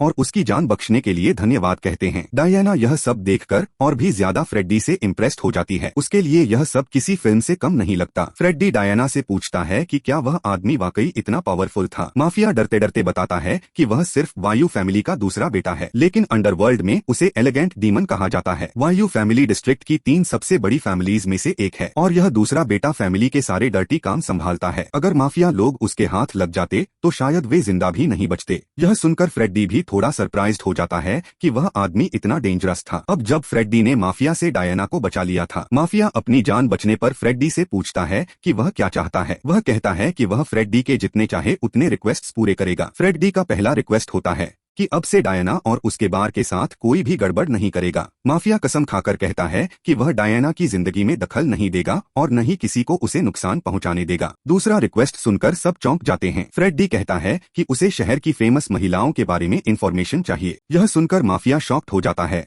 क्योंकि फ्रेडी यह सब अपनी गर्लफ्रेंड के सामने बोल रहा होता है। फ्रेडी साफ कहता है कि वह 21 से 25 साल की उम्र की सुंदर और फेमस लड़कियों के बारे में जानना चाहता है। थोड़ा नर्वस होकर माफिया कहता है कि वह यह काम भी कर देगा। इसके बाद फ्रेडी उन्हें जाने के लिए कह देता है। सारे बदमाश चुपचाप निकल जाते हैं, अपनी जान बचने पर शुक्रिया अदा करते हुए। बाहर निकलते ही वे ठंडी ठंडी सांस लेते हैं क्योंकि वे मौत के बहुत करीब पहुंच गए थे। एक गुंडा अपने बॉस को उठाने में मदद करता है और पूछता है कि क्या वे सच में उस लड़के की बात मानेंगे। माफिया गुस्से में कहता है कि जब वायु फैमिली का दूसरा बेटा भी फ्रेडी के सामने इज्जत से पेश आया तो वे कौन होते हैं उसे हल्के में लेने वाले। वह कहता है कि बहुत जल्द फ्रेडी इतना पावरफुल हो जाएगा कि वे भी उसका फायदा उठा पाएंगे। वह सपना देखने लगता है कि अब उसकी फैमिली सिर्फ नेबरहुड के फिश मार्केट की नहीं बल्कि पूरे डिस्ट्रिक्ट के फिश मार्केट की बॉस बनेगी। अब सीन वापस फ्रेडी और डायना के अपार्टमेंट में आता है। फ्रेडी गड़बड़ी साफ कर रहा होता है। डायना थोड़ी परेशान होती है क्योंकि उसे लगता है कि फ्रेडी बड़ी उम्र की औरतों में इंटरेस्टेड नहीं है और वह खुद लगभग 26 साल की होने वाली है।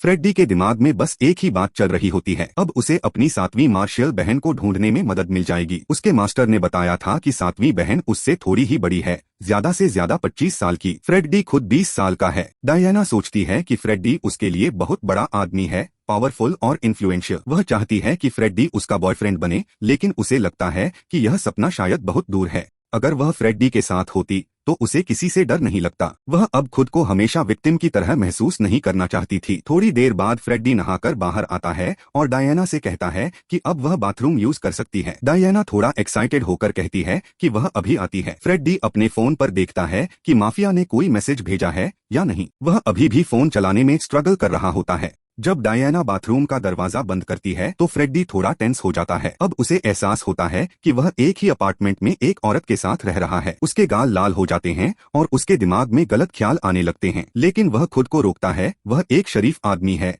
उसे गंदे ख्याल नहीं लाने चाहिए। करीब 10 मिनट बाद वह डायना की आवाज सुनता है जो उसका नाम लेकर बुला रही होती है। फ्रेडी सोचता है कि जवाब दे या नहीं, क्योंकि उसे लगता है कि वह शायद उसे सेड्यूस करने की कोशिश कर रही है। डायना अंदर से कहती है कि दरवाजा खोलो। फ्रेडी डायना के बारे में सोचे बिना नहीं रह पाता क्योंकि वह बहुत सुंदर है। कांपते हुए हाथों से फ्रेडी कहता है कि वह देखने आ रहा है कि क्या हुआ। जैसे ही वह दरवाजा खोलता है, डायना उसके सामने खड़ी होती है। उसके हाथ में एक बॉटल होती है और उसके गाल लाल होते हैं। यह देखकर फ्रेडी का दिल तेज धड़कने लगता है और वह और भी ज्यादा एक्साइटेड और नर्वस हो जाता है। डायना उससे पूछती है कि क्या वह उसके लिए बहुत ज्यादा बड़ी है। फ्रेडी कहता है कि नहीं और यह भी कहता है कि वह बहुत सुंदर है। डायना बताती है कि उसने थोड़ा पी लिया है। वह परेशान होती है क्योंकि फ्रेडी ने पहले कहा था कि वह यंग गर्ल्स के बारे में जानकारी चाहता है। वह कहती है कि वह अगले साल 26 की हो जाएगी। फ्रेडी को एहसास होता है कि उसने उसे हर्ट कर दिया था। वह कहता है कि उसके पास यंग गर्ल्स को ढूंढने का एक खास रीजन है। इतने में डायना को चक्कर आने लगते हैं। उसके हाथ से बॉटल फिसलकर जमीन पर गिर जाती है। एक सच्चे हीरो की तरह फ्रेडी उसे संभाल लेता है ताकि डायना गिरे नहीं। दोनों आमने सामने होते हैं। वह सीन बहुत रोमांटिक हो जाता है और डायना के गाल लाल हो जाते हैं। वह पूछती है कि क्या फ्रेडी सच में उसे सुंदर मानता है। फ्रेड्डी कहता है कि वह बहुत खूबसूरत है और अगर उसके पहले वाले शब्दों से उसे बुरा लगा हो तो वह माफी मांगता है। वह कहता है कि उसे हमेशा इज्जत के साथ पेश आना चाहिए और उसे उस पर क्रश नहीं होना चाहिए, लेकिन उसकी खुशबू इतनी अच्छी है कि खुद को कंट्रोल करना मुश्किल हो रहा है। डायना पूछती है कि क्या वह उसकी गर्लफ्रेंड बन सकती है। इसी पल वह गलती से तौलिया गिरा देती है। सीन बहुत ऑकवर्ड हो जाता है। फ्रेड्डी का चेहरा पूरा लाल हो जाता है। वह जोर से चिल्ला देता है और जल्दी से आगे बढ़कर तौलिया पकड़ लेता है। डायना उसकी हाथ पकड़ लेती है और कहती है कि वह आराम से रह सकता है, उसने यह जानबूझकर किया है। फ्रेड्डी जानता है कि उसने शराब पी रखी है और कहता है कि वह कुछ गलत नहीं कर सकता। डायना गहरी सांस लेकर कहती है कि वह पूरी होश में है। फ्रेड्डी बहुत टेम्प्टेड हो जाता है, लेकिन उसके मास्टर्स की ट्रेनिंग उसे रोक लेती है। वह अभी जवान है और अपने इंस्टिंक्ट्स को कंट्रोल करना बहुत मुश्किल है। उसे अपने मास्टर के साथ हुई एक पुरानी याद आती है। एक बार उसे एक घायल छोटा सा सुअर मिला था। मास्टर ने पूछा था कि क्या वह उसे बचाना चाहता है। छोटे फ्रेड्डी ने कहा था कि हाँ, और वह अपनी मेडिकल स्किल्स इस्तेमाल करना चाहता है। मास्टर ने उसे आगे बढ़ने के लिए एनकरेज किया था। फ्रेड्डी ने कहा था कि उसे दया और करुणा के साथ काम करना चाहिए क्योंकि यही एक डॉक्टर का धर्म है। बूढ़े मास्टर ने समझदारी से कहा था कि अगर उसने यह रास्ता चुना है तो उसे इसके नतीजे भी झेलने होंगे। कुछ समय बाद फ्रेड्डी उस सुअर को बचा नहीं पाया, वह उसके सामने मर गया। यह फ्रेड्डी के लिए बहुत ट्रॉमेटिक था। मास्टर ने कहा था कि उसने सही काम करने की कोशिश की थी और उसे इसके परिणाम स्वीकार करने होंगे। फ्रेड्डी बहुत रोया था। तब मास्टर ने उसके सिर पर हाथ रखा और कहा कि उसने आखिरी दम तक उस जान को बचाने की कोशिश की और यही सबसे जरूरी बात है। मास्टर ने यह भी कहा था कि भविष्य में उसे और भी मुश्किल फैसले लेने पड़ेंगे, लेकिन उसे हमेशा अपने फैसलों की जिम्मेदारी लेनी होगी। फ्रेड्डी को ये सारी बातें याद आ जाती हैं। अब जब वह कुछ ऐसा करने वाला होता है जिसका उसे बाद में पछतावा हो सकता है तो वह खुद को रोक लेता है। वह समझता है कि डायना ने शराब पी रखी है और ऐसे में आगे बढ़ना सही नहीं होगा। फ्रेड्डी तौलिया पकड़कर उसे वापस डायना को पहना देता है। डायना चौंक जाती है। फ्रेड्डी कहता है कि उसे हमेशा औरतों की इज्जत करनी चाहिए और वह ऐसा कुछ नहीं करेगा जिसका उसे बाद में पछतावा हो। वह यह भी कहता है कि डायना उसके लिए बहुत अच्छी रही है, उसने उसे 6 महीने का फ्री रेंट दिया और वह ऐसा कुछ नहीं करेगा जिससे वह भविष्य में दुखी हो। यह सुनकर डायना हैरान हो जाती है। उसे यकीन नहीं होता कि फ्रेड्डी इतना प्योर हार्टेड है। उसकी आंखों में आंसू आ जाते हैं। वह फ्रेड्डी को जोर से गले लगा लेती है और रोने लगती है। उसका रोना इतना जोर का होता है कि बाहर अपार्टमेंट तक आवाज चली जाती है। फ्रेड्डी उसके पास खड़ा रहता है और कहता है कि इसके बाद उनकी दोस्ती और भी मजबूत हो जाएगी। इसी बीच फ्रेड्डी का फोन बजता है। वह नोटिफिकेशन देखकर चौंक जाता है। यह एलिस की लेट नाइट कॉल होती है। फ्रेड्डी कॉल उठा लेता है, डायना के कमरे का दरवाजा बंद करते हुए। उसे नहीं पता था कि एलिस के पास उसका नंबर कैसे आया। असल में उसका नंबर पहले से ही फोन में सेव था। एलिस पूछती है कि फ्रेड्डी ने उसे मैसेज क्यों नहीं किया। वह कहती है कि वह काफी देर से उसका इंतजार कर रही थी। फ्रेड्डी जवाब देता है कि ये मॉडर्न फोन्स उसे कंफ्यूज कर देते हैं। एलिस हंसते हुए कहती है कि वह धीरे धीरे सीख जाएगा। फिर वह फ्रेड्डी के साथ लंच का प्लान बनाती है। जैसे ही खाने की बात होती है, हमारा हीरो तुरंत एक्साइटेड हो जाता है और खुशी खुशी हाँ कह देता है। एलिस बिस्तर पर लेटी हुई प्यार भरे मूड में कहती है कि वह कल सही समय पर उसे लेने आएगी। इसके बाद दोनों कॉल खत्म कर देते हैं। एलिस अपने दिमाग में अपने दादा के प्लान्स के बारे में सोचने लगती है। उसे लगता है कि उसके दादा अब जब वह स्वस्थ हो गए हैं तो शायद फैमिली में पावर वापस लेना चाहते हैं और उसके पिता को कंट्रोल से हटाना चाहते हैं। वायु फैमिली की हालत काफी कॉम्प्लिकेटेड थी। एलिस सोचती रहती है कि असल में फैमिली के अंदर चल क्या रहा है। देर रात हमारा हीरो अपने फोन में फोटोज देख रहा होता है। माफिया ने उसे कई खूबसूरत महिलाओं की तस्वीरें भेजी होती हैं। फ्रेड्डी खुद भी हैरान होता है कि वह आदमी इतनी जल्दी इतने कॉन्टैक्ट्स ले आया, लेकिन उन तस्वीरों में से कोई भी उसकी 7वीं मार्शल बहन जैसी नहीं लगती। फिर फ्रेड्डी सोचता है कि एलिस उससे इतनी करीब क्यों आना चाहती है। भले ही वह पहाड़ों में पला बढ़ा हो, लेकिन वह बेवकूफ नहीं है। उसे समझ आ रहा था कि लोग उसकी एबिलिटीज में इंटरेस्ट ले रहे हैं। उसे लगता है कि पहाड़ों से उतरने के बाद उसकी जिंदगी बहुत कॉम्प्लिकेटेड हो गई है। उसी बीच उसे एक नीले बालों वाली लड़की की फोटो दिखती है जो उसे काफी अट्रैक्टिव लगती है, लेकिन जैसे ही वह अगली फोटो पर स्वाइप करता है वह चौंक जाता है। उस फोटो में वही लड़की एक लक्जरी कार में बैठती हुई दिखती है। वह बिल्कुल वैसी ही लगती है जैसी विजन फ्रेड्डी ने पहले देखी थी। इसके अलावा उसके गले में एक पेंडेंट होता है जो बिल्कुल उसी एम्यूलेट के सिंबल जैसा होता है जो फ्रेड्डी को उसके मास्टर्स ने दिया था। फ्रेड्डी का दिल तेज धड़कने लगता है। उसे लगने लगता है कि शायद यही उसकी 7वीं मार्शल बहन है, लेकिन फोटो में उसका चेहरा साफ दिखाई नहीं देता, जिससे चीजें और मुश्किल हो जाती हैं। फ्रेड्डी तुरंत माफिया को कॉल करता है और पूछता है कि यह फोटो कहाँ ली गई थी। माफिया उस समय बार में गेम खेल रहा होता है। वह कहता है कि वह इमेज देखेगा और पता लगाने की कोशिश करेगा कि वह लड़की कौन है। उसके साथ बैठी एक लड़की पूछती है कि वह क्या कर रहा है। माफिया उस पर चिल्लाने लगता है। दूसरी तरफ फ्रेडी बोर्ड हो जाता है और इंतजार करता रहता है। थोड़ी देर बाद माफिया कहता है कि उसने सारी फोटोज देख ली हैं, लेकिन उसे सच में नहीं पता कि वह खास फोटो कहाँ की है। फ्रेडी पूछता है कि क्या वह झूठ बोल रहा है। माफिया थोड़ी ऑकवर्ड होकर कहता है कि नहीं, वह सच में नहीं जानता। फ्रेडी थोड़ा एंशियस हो जाता है। वह फोन बिस्तर पर फेंक देता है और कहता है कि प्रोग्रेस हुआ भी तो फिर से 0 पर आ गया। वह बिस्तर पर लेटकर सोचता है कि वह किसी भी हाल में अपनी 7वीं मार्शियल बहन को ढूंढना चाहता है। फिर उसे याद आता है कि कल उसका एलिस के साथ लंच है। शायद एलिस उस जगह को पहचान ले जहां वह फोटो ली गई थी। एलिस के इन्फ्लुएंस से शायद उसे और मदद मिल सके। अगली सुबह फ्रेडी उठता है और नाश्ता बनाने लगता है। डायना अभी सो रही होती है, लेकिन उसे रसोई से आने वाली अच्छी खुशबू महसूस होती है। वह उठकर देखने जाती है और देखती है कि हमारा हीरो खाना बना रहा है। फ्रेडी कहता है कि उसने एक खास और बहुत न्यूट्रिशियस सूप बनाया है ताकि डायना की रिकवरी जल्दी हो सके। डायना कहती है कि फ्रेडी बहुत अच्छा खाना बनाता है और जो भी उससे शादी करेगी वह बहुत लकी होगी। फ्रेडी मुस्कुराकर कहता है कि वह कोई बड़ा कुक नहीं है, बस बेसिक खाना बनाता है। तभी बाहर जोर से हॉर्न बजता है। डायना क्यूरियस होकर खिड़की से झांकती है और देखती है कि नीचे एक औरत खड़ी है। वह एलिस होती है, एक लक्जरी कार में। यह देखकर फ्रेडी थोड़ा घबरा जाता है क्योंकि अभी बहुत सुबह थी। डायना पूछती है कि वह कौन है। फ्रेडी थोड़ा ऑकवर्ड हो जाता है और जवाब देने से बचता है। नीचे से एलिस जोर से फ्रेडी को बुलाती है और कहती है कि उनका डेट फिक्स है। यह सुनते ही फ्रेडी घबरा जाता है और गलती से सूप थूक देता है। वह डायना को जेलस नहीं करना चाहता, इसलिए जल्दी जल्दी बाहर निकल जाता है और कहता है कि वह जल्दी वापस आएगा। बेचारी डायना उदास हो जाती है क्योंकि उसे फ्रेडी के साथ और टाइम बिताने का मौका नहीं मिला। वह सूप की तरफ देखती है और सोचती है कि फ्रेडी और एलिस शायद बिल्कुल अलग दुनिया के लोग हैं। नीचे एलिस एक्साइटेड होकर कहती है कि वह फ्रेडी को पूरे शहर का टूर कराएगी और फिर वे लंच करेंगे। वह बताती है कि शहर बहुत बड़ा है और फ्रेडी को बहुत मजा आएगा। वे तेज रफ्तार में निकल जाते हैं। एलिस के लिए यह नॉर्मल होता है, लेकिन पहाड़ों में पले फ्रेडी के लिए यह प्योर एड्रेनालाइन होता है। एलिस कहती है कि फ्रेडी बहुत दूर रह रहा है। फ्रेडी जवाब देता है कि यह जगह उसके मास्टर्स ने चुनी है और उसे यह जगह काफी कंफर्टेबल लगती है। एलिस उसे अपने साथ रहने का ऑफर देती है। वह कहती है कि उसका घर बहुत बड़ा है और वह रेंट भी नहीं लेगी। यह फ्रेडी के लिए और भी बड़ा सिरदर्द बन सकता था, इसलिए वह मना कर देता है। फ्रेडी को यह फीलिंग पसंद नहीं आती क्योंकि एलिस बहुत इंटेलिजेंट है और उसे लगता है कि उसके पीछे कोई प्लान हो सकता है। फ्रेडी कहता है कि फ्री चीजें अक्सर सबसे महंगी होती हैं, इसलिए वह उस पर पूरा भरोसा नहीं करता। हालांकि एलिस दिल से अच्छी लगती है और बस उसके साथ मजे करना चाहती है। वह गाड़ी और तेज चला देती है। थोड़ी देर बाद वे एक शॉपिंग मॉल पहुंचते हैं। एलिस बड़े ही एलिगेंस के साथ कार से उतरती है और कीज वैलेट को दे देती है। उधर फ्रेडी कार के अंदर फंसा रहता है क्योंकि उसे डोर खोलना ही नहीं आता। एलिस उसे दिखाती है कि दरवाजा कैसे खोलते हैं और हंसते हुए कहती है कि बहुत से लोग उसकी कार से निकलने में कंफ्यूज हो जाते हैं। फ्रेडी थोड़ा शर्मिंदा हो जाता है और धन्यवाद करता है। वह मजाक में कहता है कि वह तो कूदकर निकलने ही वाला था। एलिस कहती है कि आज का दिन बहुत मजेदार होगा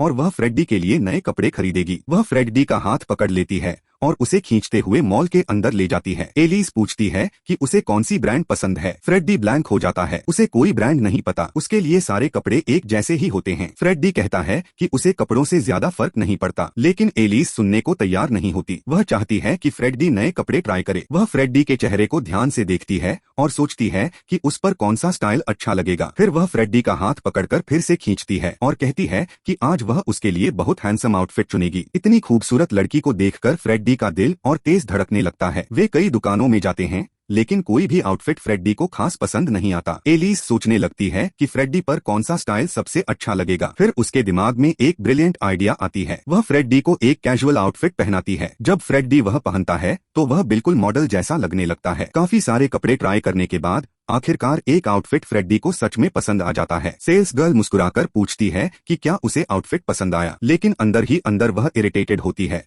क्योंकि उसे लगता है कि फ्रेडी गरीब है और बस टाइम वेस्ट कर रहा है। वह मन ही मन कहती है कि अगर वह गुलाबी बालों वाली अमीर लड़की होती तो वह ज्यादा अच्छे से सर्विस देती। फ्रेडी पूछता है कि उस आउटफिट की कीमत क्या है। सेल्स गर्ल बताती है कि उसकी कीमत लगभग 7,700 है, लेकिन अगर मेंबर हो तो 12% डिस्काउंट मिल सकता है। सेल्स गर्ल गुस्से में सोच रही होती है कि फ्रेडी इतना महंगा कपड़ा कभी नहीं खरीदेगा। फ्रेडी थोड़ा ऑकवर्ड हो जाता है क्योंकि उसके लिए 7,000 बहुत बड़ी रकम थी। वह सोचता है कि पहाड़ों में पूरे साल में वह और उसके मास्टर्स इतना भी खाना पानी पर खर्च नहीं करते थे। लेकिन एलिस बिना कुछ सोचे समझे अपना फोन निकालती है और कहती है कि वह पे कर देगी। सेल्स गर्ल थोड़ी शर्मिंदा हो जाती है क्योंकि उसने पहले उन्हें हल्के में लिया था। एलिस फुल पेमेंट कर देती है क्योंकि वह मिलियनेयर है और सेल्स गर्ल से कहती है कि कपड़े अच्छे से पैक कर दे। फ्रेडी हैरान होता है कि एलिस ने सिर्फ स्कैन करके पेमेंट कर दिया। एलिस हंसते हुए कहती है कि आजकल ऐसे ही पेमेंट होता है और वह बाद में फ्रेडी को फोन यूज करना भी सिखाएगी। इसके अलावा एलिस सीक्रेटली फ्रेडी के फोन अकाउंट में कुछ पैसे भी डाल देती है। फ्रेडी बैलेंस चेक करने की कोशिश करता है। जब वह अमाउंट देखता है तो उसके होश उड़ जाते हैं। उसने देखा कि एलिस ने लगभग 10,000 डाल दिए हैं। फ्रेडी जोर से बोल पड़ता है, सच में 10,000? आसपास के लोग क्यूरियस होकर देखने लगते हैं। एलिस कहती है कि हाँ। फ्रेडी तुरंत कहता है कि उसे इतने पैसे नहीं चाहिए। एलिस बताती है कि उसने आउटफिट अपने पैसे से खरीदा है और फोन में जो पैसे डाले हैं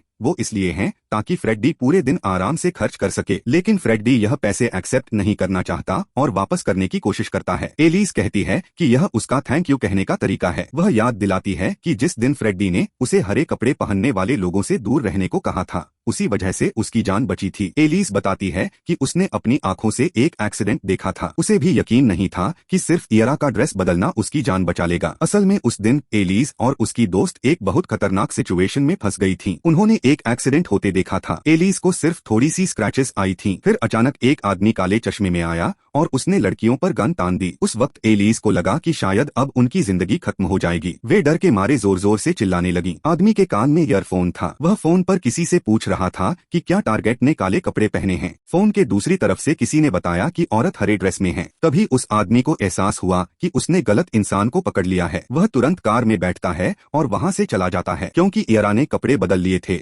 अपराधी कंफ्यूज हो गया। इस तरह दोनों लड़कियों की जान बच गई। यारा ने एलिस को जोर से गले लगाया और कहा कि उसकी वजह से ही वे जिंदा हैं। तभी एलिस को एहसास हुआ कि फ्रेडी की बात बिल्कुल सही थी। इसी वजह से वह फ्रेडी को यह पैसे देना चाहती थी क्योंकि उसकी जान फ्रेडी की जानकारी की वजह से बची थी। फ्रेडी पूछता है कि क्या वह और भी प्रिडिक्शंस जानना चाहती है ताकि इन क्रिमिनल्स के बारे में और समझ सके। एलिस बिना झिझक कहती है, हाँ बिल्कुल। एलिस कहती है कि वह जानना चाहती है कि इस सब के पीछे कौन है। फ्रेडी उसे बताता है कि वह कोशिश करेगा और फिर अपनी मेडिटेशन शुरू करता है। उसने पहाड़ों के मास्टर्स से सीखा था कि अपने पावर्स को यूं ही बेकार में इस्तेमाल नहीं करना चाहिए। लेकिन क्योंकि यह किसी की सुरक्षा से जुड़ा मामला था, इसलिए उसे अपने पावर्स इस्तेमाल करने पड़े। एलिस यह चीनी टेक्निक देखकर हैरान रह जाती है। थोड़ी देर मेडिटेशन करने के बाद फ्रेडी को कुछ क्लूज मिल जाते हैं। एलिस बहुत क्यूरियस हो जाती है और पूछती है कि क्या पता चला। फ्रेडी कहता है कि यह मामला सीधे उससे जुड़ा नहीं है और अगर वह इसमें ज्यादा इंटरफियर करेगी तो हालात और भी खराब हो सकते हैं। एलिस सोचती है कि क्या कोई और रास्ता नहीं है क्योंकि वह यारा के लिए बहुत वरीड होती है। फ्रेडी कहता है कि अभी के लिए वह सिर्फ एनर्जी फ्लो ही महसूस कर सकता है। एलिस गहरी सांस लेती है क्योंकि उसे भी समझ आ जाता है कि ज्यादा जोर डालने से शायद उल्टा असर हो सकता है। वह फ्रेडी का हाथ मजबूती से पकड़ लेती है और कहती है कि अब खाने का टाइम हो गया है। इसके बाद दोनों लंच के लिए निकल जाते हैं। फ्रेडी जानता है कि एलिस और यारा बहुत अच्छी दोस्त हैं, लेकिन दूसरी तरफ वह यह भी जानता है कि वह लाल बालों वाली लड़की एक डुअल आइडेंटिटी रखती है और एलिस को इस बारे में कुछ भी पता नहीं है। फ्रेडी समझता है कि भविष्य देखने की कला को हल्के में इस्तेमाल नहीं किया जा सकता, वरना उसके बहुत खतरनाक नतीजे हो सकते हैं। थोड़ी देर बाद वे एक रेस्टोरेंट पहुंचते हैं। एक महिला ट्रेडिशनल कपड़ों में उनका स्वागत करती है। फ्रेडी चौंक जाता है क्योंकि जगह बहुत ही एक्सपेंसिव लगती है। एलिस उससे कहती है कि चिंता मत करो, आज वह पे करेगी। फ्रेडी को बस अच्छे से खाना चाहिए। फ्री होने की बात सुनकर फ्रेडी मुस्कुरा देता है और कहता है कि वह बहुत ज्यादा खाएगा। रेस्टोरेंट बहुत कोजी होता है। एलिस मेन्यू देखकर हर तरह का डिश ऑर्डर कर देती है। वेट्रेस कहती है कि इतने सारे डिशेस बहुत ज्यादा हो जाएंगे और शायद वे सब खा नहीं पाएंगे। फ्रेडी जोर से मेज पर हाथ मारता है और कहता है कि वह पूरे रेस्टोरेंट का खाना खा सकता है। वह बताता है कि उसने पहाड़ों में अकेले पूरा जंगली सुअर वाइल्ड बोर खा लिया था। एलिस हंसते हुए वेट्रेस से कंफर्म करती है कि हाँ, उन्हें एक एक डिश चाहिए और वे सब खाएंगे। फ्रेडी कहता है कि एलिस बहुत जनरस है और बहुत रिच भी। यह सुनकर एलिस का दिल खुश हो जाता है क्योंकि फ्रेडी ने उसे जनरस कहा था। फ्रेडी मजाक में कहता है कि सिर्फ उसे देखकर ही लगता है कि वह बहुत अमीर है, शायद करीब 2 मिलियन की होगी। एलिस जोर से हंस पड़ती है क्योंकि उसके पास 2 मिलियन से कहीं ज्यादा पैसे होते हैं, लेकिन वह बस हंसकर कहती है कि उसकी फैमिली के पास इतना पैसा है जितना फ्रेडी सोच भी नहीं सकता। एलिस कहती है कि वह फ्रेडी की 3 विशेस पूरी करेगी, चाहे वह कुछ भी मांगे। फ्रेडी धन्यवाद करता है और कहता है कि वह अपनी विशेस बहुत समझदारी से इस्तेमाल करेगा। एलिस के दिल में एक विश होती है कि फ्रेडी उससे साथ रहने को कहे। उसके लिए यह सबसे बड़ा सपना होता। वह फ्रेडी के बारे में और जानना चाहती है क्योंकि वह उसे बहुत इंटरेस्टिंग लगता है। उसी वक्त पीछे से एक बैंगनी बालों वाली औरत एक आदमी के साथ वहाँ पहुँचती है। वह एलिस को एक आदमी के साथ देखकर रुक जाती है और ध्यान से देखने लगती है। वह औरत गुस्सा हो जाती है क्योंकि एलिस को उसके तीसरे भाई के लिए शादी के लिए देखा जा रहा था। वह औरत वैन फैमिली से होती है। हमें यह सब पता है क्योंकि ट्रेन में दादा वायु ने पहले ही इस बारे में जिक्र किया था। वह औरत इस बात को अपनी फैमिली की बहुत बड़ी बेइज्जती मानती है और अपने साथ आए आदमी से कहती है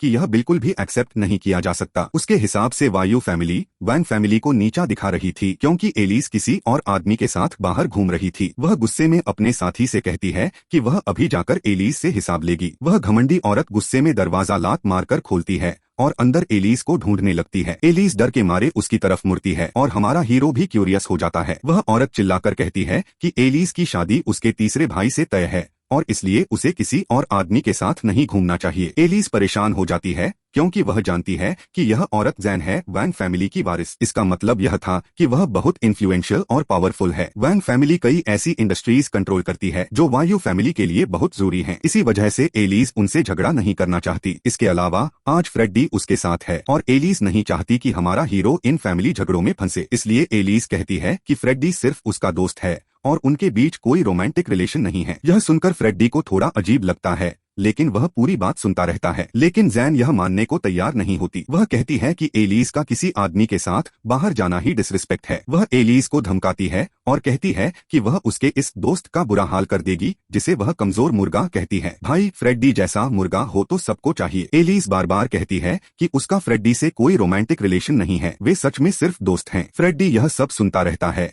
और उसे यह सिचुएशन बहुत अजीब लगती है। जैन गुस्से में चिल्लाने लगती है और कहती है कि एलिस झूठ बोल रही है और अपने भाई को धोखा दे रही है। फ्रेडी धीरे से एलिस से पूछता है कि क्या वह चाहता है कि वह इस औरत को यहाँ से बाहर कर दे क्योंकि वह उन्हें परेशान कर रही है। एलिस पहले डरी हुई होती है लेकिन अब उसे भी गुस्सा आने लगता है क्योंकि जैन बहुत ज्यादा इरिटेटिंग हो रही थी। जब एलिस कहती है कि वह फ्रेडी को बाहर नहीं निकालेगी तो जैन और भी ज्यादा भड़क जाती है। गुस्से को और बढ़ाने के लिए एलिस कह देती है कि उसने अभी तक जैन के भाई का शादी का प्रपोजल एक्सेप्ट ही नहीं किया है। एलिस खड़ी होकर पूछती है कि क्या वैन फैमिली अभी भी फ्यूडल जमाने में जी रही है जहां जबरदस्ती शादी करवाई जाती है। यह सुनकर जैन आगब बूला हो जाती है। वह पूछती है कि क्या एलिस उसकी फैमिली को चैलेंज कर रही है। फिर वह अपने साथ आए आदमी की तरफ मुड़ती है और कहती है कि वह फ्रेडी को सबक सिखाए। वह आदमी उंगलियां चटकाता है और कहता है कि वह फ्रेडी को एक हाथ से कुचल देगा। वह फ्रेडी पर झपटता है और उसकी शर्ट पकड़ने की कोशिश करता है, लेकिन फ्रेडी सिर्फ एक हल्के से थप्पड़ में उस बड़े आदमी की हवा निकाल देता है। वह आदमी कांपने लगता है और पूछता है कि फ्रेडी ने उसके साथ क्या कर दिया। फ्रेडी शांति से कहता है कि उसने बस उसका हमला वापस कर दिया। वह आदमी सोचता है कि वह फ्रेडी को हरा सकता है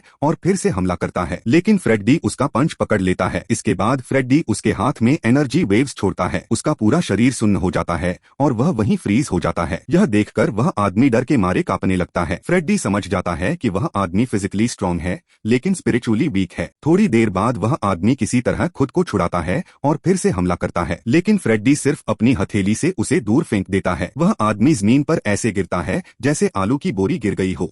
फ्रेडी जैन से कहता है कि शायद वह इस तरह की स्पिरिचुअल डेफिशिएंसी को नहीं समझती, इसलिए वह उसे आसान शब्दों में समझाएगा। भाई यहाँ फ्रेडी बेसिकली यह बोल रहा था कि उस आदमी का कैनन जंग लगा हुआ है, इसलिए वह ठीक से गोले दाग नहीं पा रहा है। जैन यह सुनकर चौंक जाती है क्योंकि उसका बॉयफ्रेंड हाल के दिनों में सच में ठीक परफॉर्म नहीं कर पा रहा था। वह आदमी घबरा जाता है और कहता है कि ऐसा इसलिए है क्योंकि वह बहुत थका हुआ रहता है, लेकिन फ्रेडी कहता है कि उसे महसूस हुआ है कि उसका कैनन करीब 2 घंटे पहले ही चला था। जैन कहती है कि वह उसके साथ नहीं थी। इस पर हमारा हीरो सलाह देता है कि वह अपने बॉयफ्रेंड का व्हाट्सएप चेक करे। जैन को यह थोड़ा सस्पिशियस लगता है, लेकिन वह फ्रेडी पर भरोसा करती है। वह अपने बॉयफ्रेंड से उसका स्मार्टफोन मांगती है। लड़का घबराकर भागने लगता है और कहता है कि वह कुछ नहीं दिखा सकता। अब साफ हो जाता है कि वह कुछ छुपा रहा है। जैन गुस्से में उसके पीछे दौड़ती है और कहती है कि वह उसे यहीं खत्म कर देगी। एलिस यह सब देखकर और भी ज्यादा समझ जाती है कि फ्रेडी कोई आम आदमी नहीं है, लेकिन फ्रेडी बहुत हम्बल तरीके से कहता है कि उसमें कुछ खास नहीं है,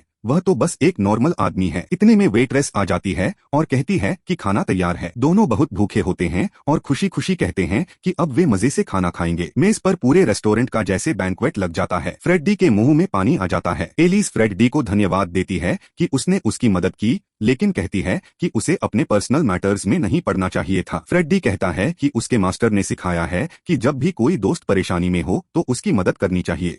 यह सुनकर एलिस शर्मिंदा हो जाती है क्योंकि उसे एहसास होता है कि फ्रेडी उसे एक खास इंसान मानता है। फ्रेडी सुअर का मांस खाते हुए कहता है कि यह बहुत टेस्टी है। एलिस बताती है कि इस मांस में मछली का पाउडर मिलाकर मसाला लगाया गया है। यह सुनकर फ्रेडी बहुत एक्साइटेड हो जाता है क्योंकि उसने कभी नहीं सोचा था कि एक मांस को दूसरे मांस से भी सीजन किया जा सकता है। एलिस फ्रेडी से चाइनीज मेडिसिन के बारे में और जानना चाहती है। वह पूछती है कि फ्रेडी इतनी सारी चीजें कैसे जानता है। फ्रेडी कहता है कि यह इतना मुश्किल नहीं है। थोड़ी शर्माते हुए एलिस उससे कहती है कि क्या वह उसे भी सिखा सकता है। फ्रेडी को यह सुनकर बहुत एक्साइटेड हो जाता है कि उसे एक अप्रेंटिस मिलने वाली है। वह कहता है कि एलिस को उसके लेवल तक पहुंचने में करीब 10 साल लगेंगे। यह सुनकर एलिस रोने लगती है और कहती है कि यह तो बहुत ज्यादा टाइम है। फ्रेडी समझाता है कि मार्शल आर्ट्स और ट्रेनिंग में बहुत समय और मेहनत लगती है। एलिस को लगता है कि फ्रेडी उसे हल्का सा डांट रहा है और वह थोड़ी शर्मिंदा होकर कहती है कि वह उसे डांटे नहीं। असल में फ्रेडी अब अपना विश मांगना चाहता था। एलिस पहले सोचती है कि शायद वह कोई पर्सनल या रोमांटिक बात कहेगा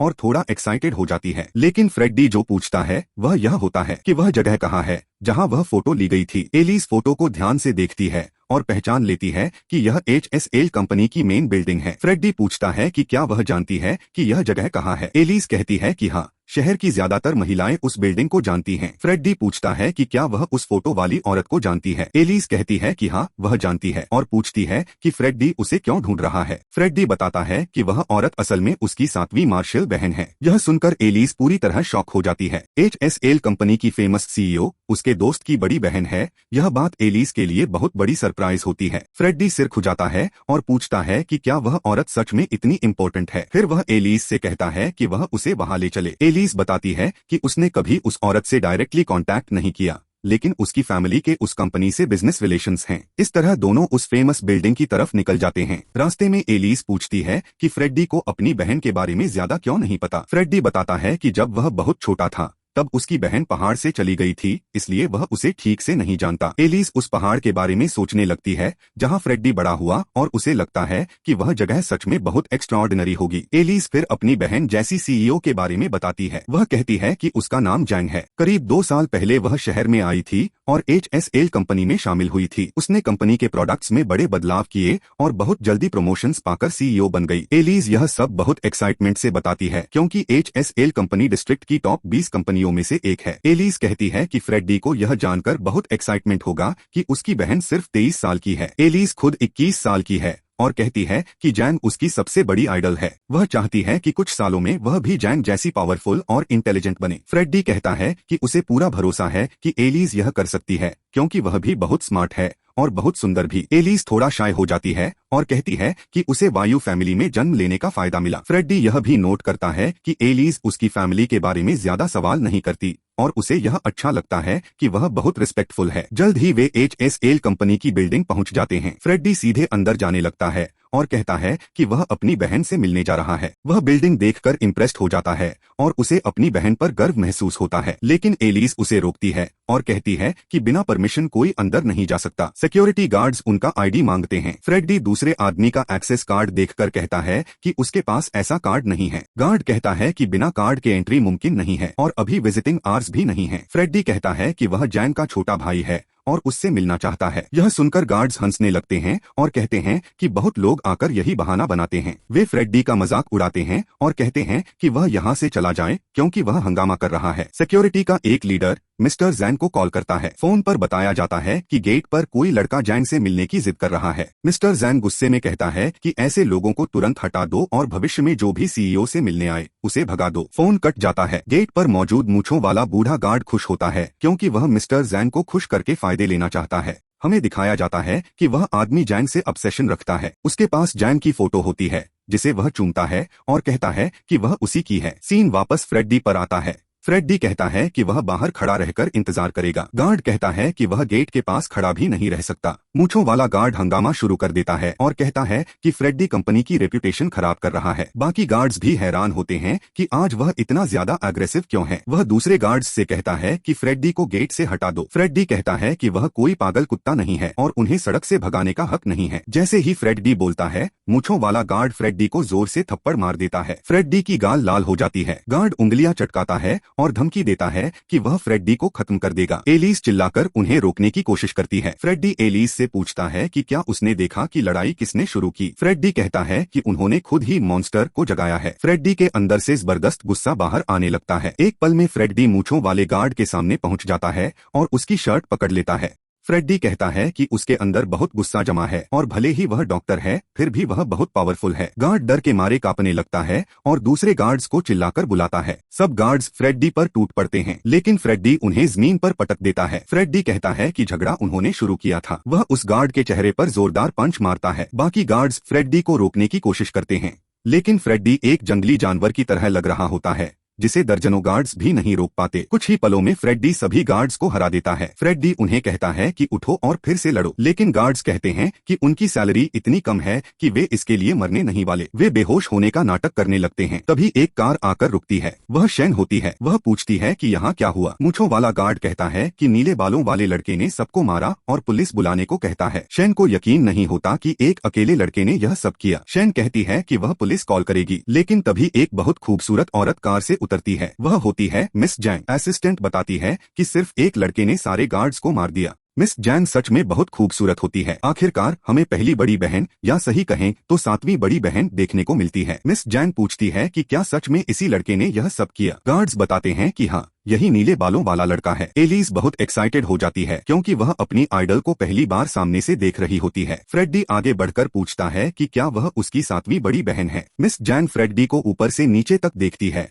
और सिचुएशन को एनालाइज करती है। एटमॉस्फेयर थोड़ा टेंस हो जाता है। असिस्टेंट कंफ्यूज्ड हो जाती है कि आखिर हो क्या रहा है। मिस जैंग पूछती है कि क्या फ्रेडी के पास कोई प्रूफ है कि वह उसका छोटा भाई है। असिस्टेंट को तो कुछ भी समझ नहीं आ रहा होता। फ्रेडी जेब में हाथ डालता है और अपना एम्यूलेट निकालना चाहता है लेकिन उसे पता चलता है कि एम्यूलेट वहाँ नहीं है। उसका पॉकेट फटा होता है और शायद लड़ाई में एम्यूलेट गिर गया था। असिस्टेंट कहती है कि अगर फ्रेडी प्रूफ नहीं दिखा सकता तो वह पुलिस बुलाएगी। फ्रेडी को लगता है कि अब वह फंस गया है क्योंकि उसकी बहन उसे एक ट्रबल मेकर समझ रही है। तभी एलिस कहती है कि एम्यूलेट कार में रह गया था। वह एम्यूलेट फ्रेडी की तरफ उछालती है। फ्रेडी हवा में ही एम्यूलेट पकड़ लेता है। उसे बहुत राहत मिलती है। फ्रेडी एम्यूलेट मिस जैंग को दिखाता है। जैसे ही मिस जैंग उस एम्यूलेट को देखती है उसे पूरा यकीन हो जाता है कि फ्रेडी सच में उसी सेक्ट से है और वही उसका छोटा भाई है। असिस्टेंट धीरे से पूछती है कि क्या पुलिस को कॉल करना चाहिए। मिस जैंग मना कर देती है और कहती है कि उसे फ्रेडी से इम्पोर्टेंट बात करनी है अपने ऑफिस में। असिस्टेंट शेन हैरान रह जाती है क्योंकि मिस जैंग किसी को भी अपने पर्सनल ऑफिस में नहीं ले जाती। वह सोचने लगती है कि क्या फ्रेडी सच में उसकी बॉस का भाई है। मिस जैंग फ्रेडी को फॉलो करने को कहती है। असिस्टेंट सिक्योरिटी गार्ड्स को लेकर कंफ्यूज्ड हो जाती है। मिस जैंग कहती है कि सब गार्ड्स को घर भेज दो। गार्ड्स शिकायत करते हुए चले जाते हैं और कहते हैं कि वे वैसे भी इस कंपनी में काम नहीं करना चाहते थे। एलिस दूर से यह सब देख रही होती है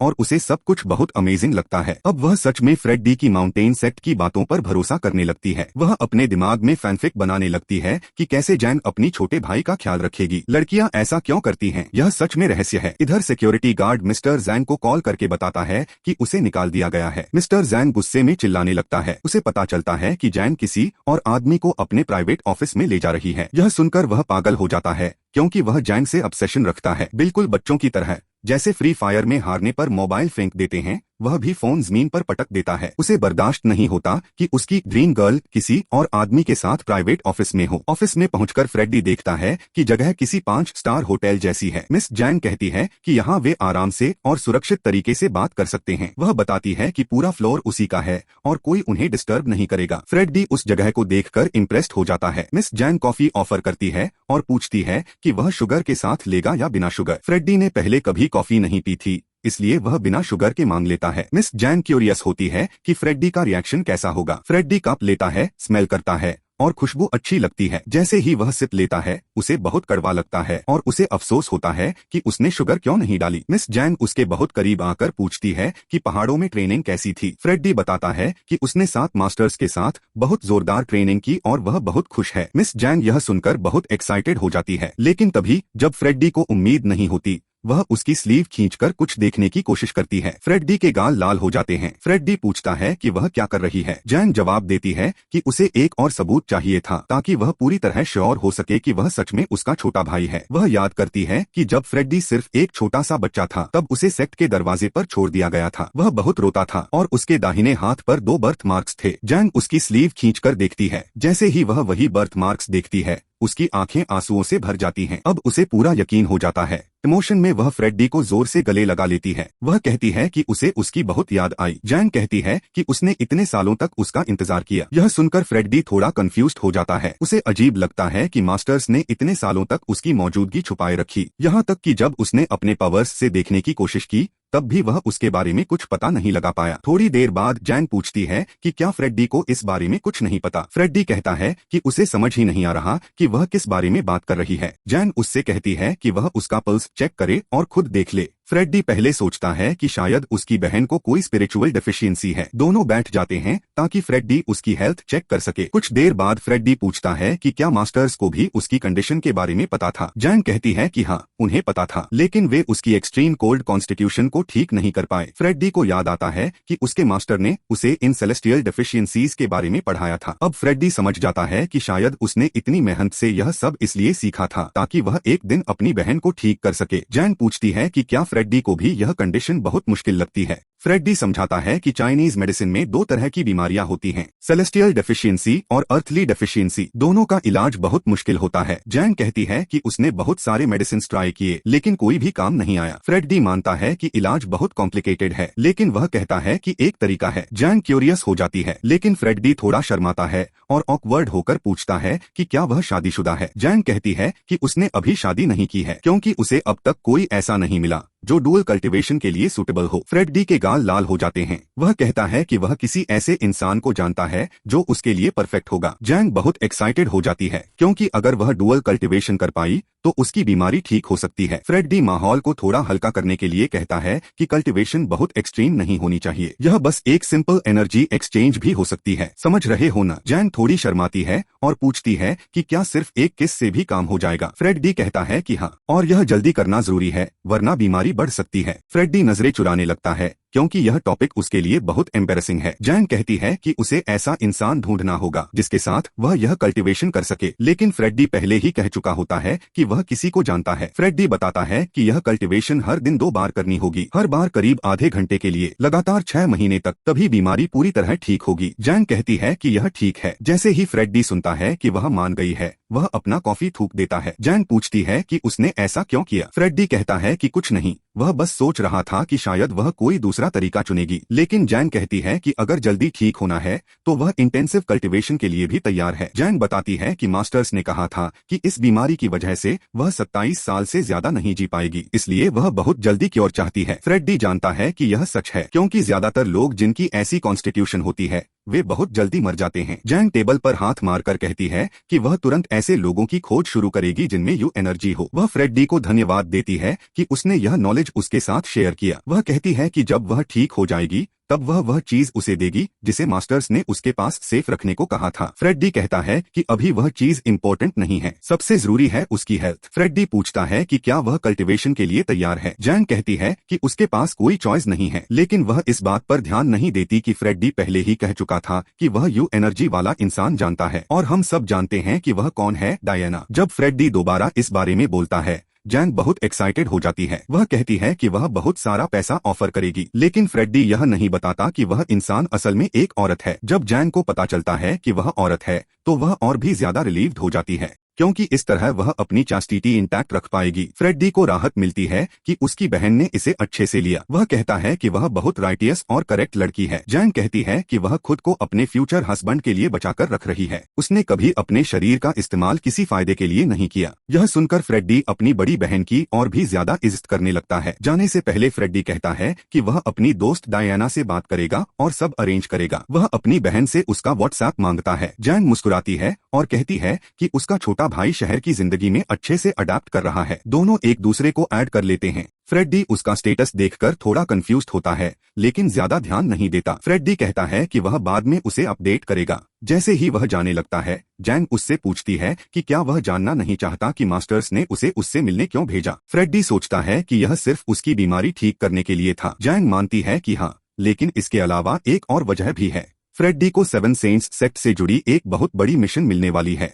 यह मिशन उसी के लिए है, मतलब फ्रेडी को मार्शियल सेक्ट को आगे बढ़ाना होगा। फ्रेडी कंफ्यूज्ड हो जाता है और पूछता है कि यह मिशन क्या है। जैन बताती है कि 7 सेंट्स सेक्ट 7 बड़ी मार्शियल सेक्ट्स का ग्रुप है। जहां चाइना के सबसे बड़े मास्टर्स इकट्ठा हुए थे। फ्रेडी को यह सब थोड़ा अनबिलीवेबल लगता है, क्योंकि जिस माउंटेन सेक्ट में वह बड़ा हुआ वह तो एक सुनसान गांव जैसी लगती थी। लेकिन वह मास्टर्स की बात का अनादर नहीं करता और कहता है कि वह यह मिशन एक्सेप्ट करेगा। जैन उसे इंस्ट्रक्शंस ध्यान से सुनने को कहती है। वह एम्यूलेट को छूती है, एक पोर्टल खुलता है, वह एक लेटर निकालती है। यह फ्रेडी के एक मास्टर का मैसेज होता है। उसमें लिखा होता है कि वह सिर्फ फ्रेडी पर भरोसा करता है। फ्रेडी को 3 महीने के अंदर एक अप्रेंटिस लेना होगा। जब वह ऐसा करेगा तब 7वीं बहन उसे सुप्रीम ट्रेजर देगी। फ्रेडी थोड़ा डर जाता है, क्योंकि उसने कभी किसी को सिखाया नहीं है। जैन कहती है कि यह सिर्फ पहला स्टेप है, अगर वह एक अप्रेंटिस भी नहीं बना पाया तो वह कभी अपनी सेक्ट नहीं बना पाएगा। फ्रेडी लेटर लेता है और कहता है कि वह पूरी कोशिश करेगा। जैन पूछती है कि क्या वह उसकी कंपनी में काम करना चाहेगा। सिक्योरिटी के बाद वह गार्ड्स की जगह ले सकता है, लेकिन उसे इंटरव्यू देना होगा। फ्रेडी मना कर देता है। वह कहता है कि अगर वह उसकी कंपनी में काम करेगा तो बहुत गॉसिप होगा और वह नहीं चाहता कि लोग उनके बारे में गलत बातें करें। जाने से पहले फ्रेडी उसे धन्यवाद देता है कि वह बहुत काइंड रही। जैन अपने छोटे भाई को जाते हुए देखती है और सोचती है कि वह बहुत मैच्योर हो गया है। एक बड़ी बहन के तौर पर वह तय करती है कि वह उसकी मदद किए बिना नहीं बैठेगी। वह फ्रेडी को मैसेज भेजती है और उसे डिनर के लिए इनवाइट करती है। साथ ही वह उसे 1000 रुपए भेज देती है। फ्रेडी पैसे देखकर शॉक हो जाता है। वह सोचता है कि अब वह रिच हो गया है। फ्रेडी को गिफ्ट्स लेना पसंद नहीं है, लेकिन उसे खाना बहुत पसंद है और पैसे से वह खाना खरीद सकता है। कंपनी से निकलते हुए वह सोचता है कि पहले मार्केट जाकर सामान खरीदेगा, लेकिन बाहर आकर वह देखता है कि एलिस वहाँ नहीं है। काफी देर हो चुकी होती है। फ्रेडी जीपीएस में अपार्टमेंट का एड्रेस डालता है और घर की तरफ चलने लगता है। तभी वह एलिस की आवाज सुनता है जो उसे पुकार रही होती है। एलिस पूछती है कि वह इतना शॉक्ड क्यों लग रहा है और क्या उसने सच में सोचा था कि वह उसका इंतजार नहीं करेगी। फ्रेडी पूछता है कि क्या वह सच में पूरे समय बाहर इंतजार करती रही। एलिस मजाक में कहती है कि हाँ, और कहती है कि वह फ्यूचर में ट्रैवल करके भी उसे ढूंढ लेती। फ्रेडी शर्माने लगता है। एलिस भी थोड़ी शाय हो जाती है, क्योंकि साफ दिख रहा होता है कि वह फ्रेडी में इंटरेस्टेड है। एलिस बहाना बनाती है कि वह सिर्फ इसलिए रुकी थी ताकि फ्रेडी रास्ता न भटक जाए। फ्रेडी उसे धन्यवाद देता है और कहता है कि वह एक सच्ची दोस्त है। फिर वह उसे डिनर के लिए इनवाइट करता है। एलिस तुरंत मान जाती है। फ्रेडी बहुत एक्साइटेड होकर उस रेस्टोरेंट का नाम बताता है जहां उसके पास कूपन है। एलिस थोड़ा डिसअपॉइंटेड होती है, क्योंकि वह ऐसा प्लेस नहीं होता जहां आमतौर पर कोई लड़का लड़की को डेट पर ले जाता है। लेकिन एलिस स्पॉइल्ड नहीं होती। वह कहती है कि उसे कोई फर्क नहीं पड़ता। भाई, ऐसी गर्लफ्रेंड किसे नहीं चाहिए। दोनों कार में बैठकर निकल जाते हैं, लेकिन ऊपर से कोई उन्हें देख रहा होता है। वह वही मूंछों वाला आदमी और उसके गुंडे होते हैं। वे कहते हैं कि फ्रेडी एक गुलाबी बालों वाली लड़की के साथ है। वे अपने लोगों को फ्रेडी का पीछा करने को कहते हैं कि फ्रेडी को सबक सिखाना होगा ताकि वह जैन फैमिली से पंगा न ले। भाई, आप भी जानते हो यह विलन पक्का पिटने वाला है। शायद अभी नहीं, लेकिन बहुत जल्दी उसकी जबरदस्त पिटाई होगी। वह गुस्से में सब कुछ तोड़ने लगता है। कहता है कि वह किसी को भी जैन के करीब नहीं आने देगा। कुछ ही देर में वे रेस्टोरेंट पहुंच जाते हैं। फ्रेडी बहुत एक्साइटेड होकर कहता है कि वह फ्राइड चिकन खाने वाला है। दरवाजा खोलते ही स्मेल बहुत शानदार होती है, लेकिन पीछे पीछे वही मूंछों वाला और उसके गुंडे भी आ जाते हैं। वह जेब से एक छोटी नाइफ निकालता है। कहता है कि इस बार फ्रेडी नहीं बचेगा। बेचारा, मार खाने के बाद ह्यूमिलिएशन भी फ्री में मिलेगी। सीन बदलता है। एक गुलाबी बालों वाली लड़की किसी आदमी को अपना ड्रिंक देने की कोशिश कर रही होती है, लेकिन वह आदमी उसका हाथ पकड़ लेता है और कमर से जकड़ लेता है। वह कहता है कि औरतें आसान होती हैं। तभी उसका फोन बजता है, लेकिन अचानक कॉल साइलेंट हो जाती है। वह सोचता है कि शायद सामने वाले ने कॉल काट दी। फोन पर बात होती है कि वे उस लड़के को खत्म कर देंगे और फिर वह आदमी कॉल काट देता है। उधर वह आदमी उस औरत का गला दबाए हुए था और बोल रहा था कि वह अपना प्लान पूरा करके रहेगा। सीन बदलता है अस्पताल में, जहां एक बच्चा भर्ती होता है और उसे ब्रीदिंग मशीन्स पर रखा गया होता है। वहां एक आदमी होता है जिसका नाम गुस्तावो होता है। वह बोलता है कि उसने जिंदगी में बहुत गलत काम किए हैं। वह अपने मोबाइल से किसी को वीडियो कॉल करता है। स्क्रीन पर फ्रेडी की फोटो दिखती है और वह उससे माफी मांगता है। सीन फिर वापस रेस्टोरेंट में आता है। फ्रेडी और एलिस खाना लेने के लिए लाइन में खड़े होते हैं। एलिस सोचती है कि लोग पहले यह खाना क्यों नहीं खाते थे। लाइन आगे बढ़ती है। एक मोटा आदमी 3 बड़े बर्गर्स ऑर्डर करता है। अटेंडेंट साइज समझाने लगता है। फ्रेडी को डिले से इरिटेशन होने लगती है। आखिरकार फ्रेडी की बारी आती है। वह 2 बड़े बर्गर्स ऑर्डर करता है। बर्गर और फ्राइज आते ही फ्रेडी बहुत एक्साइटेड हो जाता है। उसने पहले कभी ऐसी जगह खाना नहीं खाया था। एलिस उसे कहती है कि धीरे खाओ वरना चोक हो जाओगे। तभी 3 आदमी रेस्टोरेंट में घुसते हैं। वे फ्रेडी को देखते हैं। एक आदमी अपने बॉस से पूछता है कि अब क्या करेंगे। वे एक टेबल पर बैठकर फ्रेडी को ऑब्जर्व करने लगते हैं। फ्रेडी को कुछ कुछ अजीब लगता है। सब कुछ उसके प्लान के हिसाब से चल रहा होता है। औरत जमीन पर गिर जाती है। ब्लॉन्ड लड़का एम्बुलेंस बुलाने का नाटक करता है। बोलता है कि उसकी गर्लफ्रेंड को ब्रीदिंग प्रॉब्लम है, लेकिन फ्रेडी तुरंत समझ जाता है कि यह पॉइजनिंग है। फ्रेडी बोलता है कि जहर उसकी सांस रोक रहा है और जहर बहुत पहले दिया गया था। एलिस घबरा जाती है और पूछती है कि क्या जिसने जहर दिया वो यही है। तभी एक मिस्टेरियस आदमी आता है और बोलता है कि फ्रेडी सही है। फ्रेडी पूछता है कि क्या वह डॉक्टर है। वह आदमी कहता है कि हाँ, वह डॉक्टर है। डॉक्टर और फ्रेडी औरत को चेक करते हैं। डॉक्टर बोलता है कि बिना इक्विपमेंट के बचाना मुश्किल है, लेकिन फ्रेडी कहता है कि वह ट्राई करेगा क्योंकि उसके मास्टर ने सिखाया था कि लोगों की जान बचाना सबसे जरूरी है। फ्रेडी और डॉक्टर औरत के पास जाते हैं। फ्रेडी पल्स चेक करता है और बोलता है कि उसके पास सिर्फ 5 मिनट बचे हैं। ब्लॉन्ड लड़का घबरा जाता है, लेकिन अंदर ही अंदर खुश भी होता है क्योंकि उसे लगता है अब कुछ नहीं हो सकता। फ्रेडी बोलता है कि वहीं पर ऑपरेशन करना पड़ेगा। डॉक्टर पूछता है कि कैसे, जब कोई इक्विपमेंट नहीं है। फ्रेडी कहता है कि वह टैलिस्मान बनाएगा। डॉक्टर को लगता है यह सब बेकार है। ब्लॉन्ड लड़का सीक्रेटली खुश होता है और सोचता है कि अब यह औरत मर जाएगी। फ्रेडी कागज और पेन मांगता है। वह 4 थंडर गॉड्स को इन्वोक करता है और एक टैलिस्मान बनाता है। एलिस ध्यान से देख रही होती है। फ्रेडी एक गिलास पानी और लाइटर मांगता है। वह टैलिस्मान जलाता है और राख पानी में डाल देता है। फिर वह औरत को वह पानी पीने को देता है। डॉक्टर वहाँ से चला जाता है। सोचता है कि यह सब नॉनसेंस है। ब्लॉन्ड लड़का वीडियो बनाने लगता है ताकि बाद में मजाक उड़ा सके, लेकिन तभी चमत्कार होता है। औरत धीरे धीरे होश में आने लगती है। सब लोग शॉक हो जाते हैं। ब्लॉन्ड लड़का पैनिक में आ जाता है। डॉक्टर भी हैरान हो जाता है कि यह कैसे पॉसिबल हुआ। एलिस को अब पूरा भरोसा हो जाता है कि फ्रेडी सच में अलग है। भाई एलिस तो अब फुल लव में है। औरत बताती है कि उसे जहर दिया गया था। फ्रेडी समझाता है कि जहर खाने में नहीं बल्कि सीधे उसके मुंह में डाला गया था। रेस्टोरेंट स्टाफ अपने आप को बचाने लगता है। फ्रेडी सीधा ब्लॉन्ड लड़के की तरफ उंगली करता है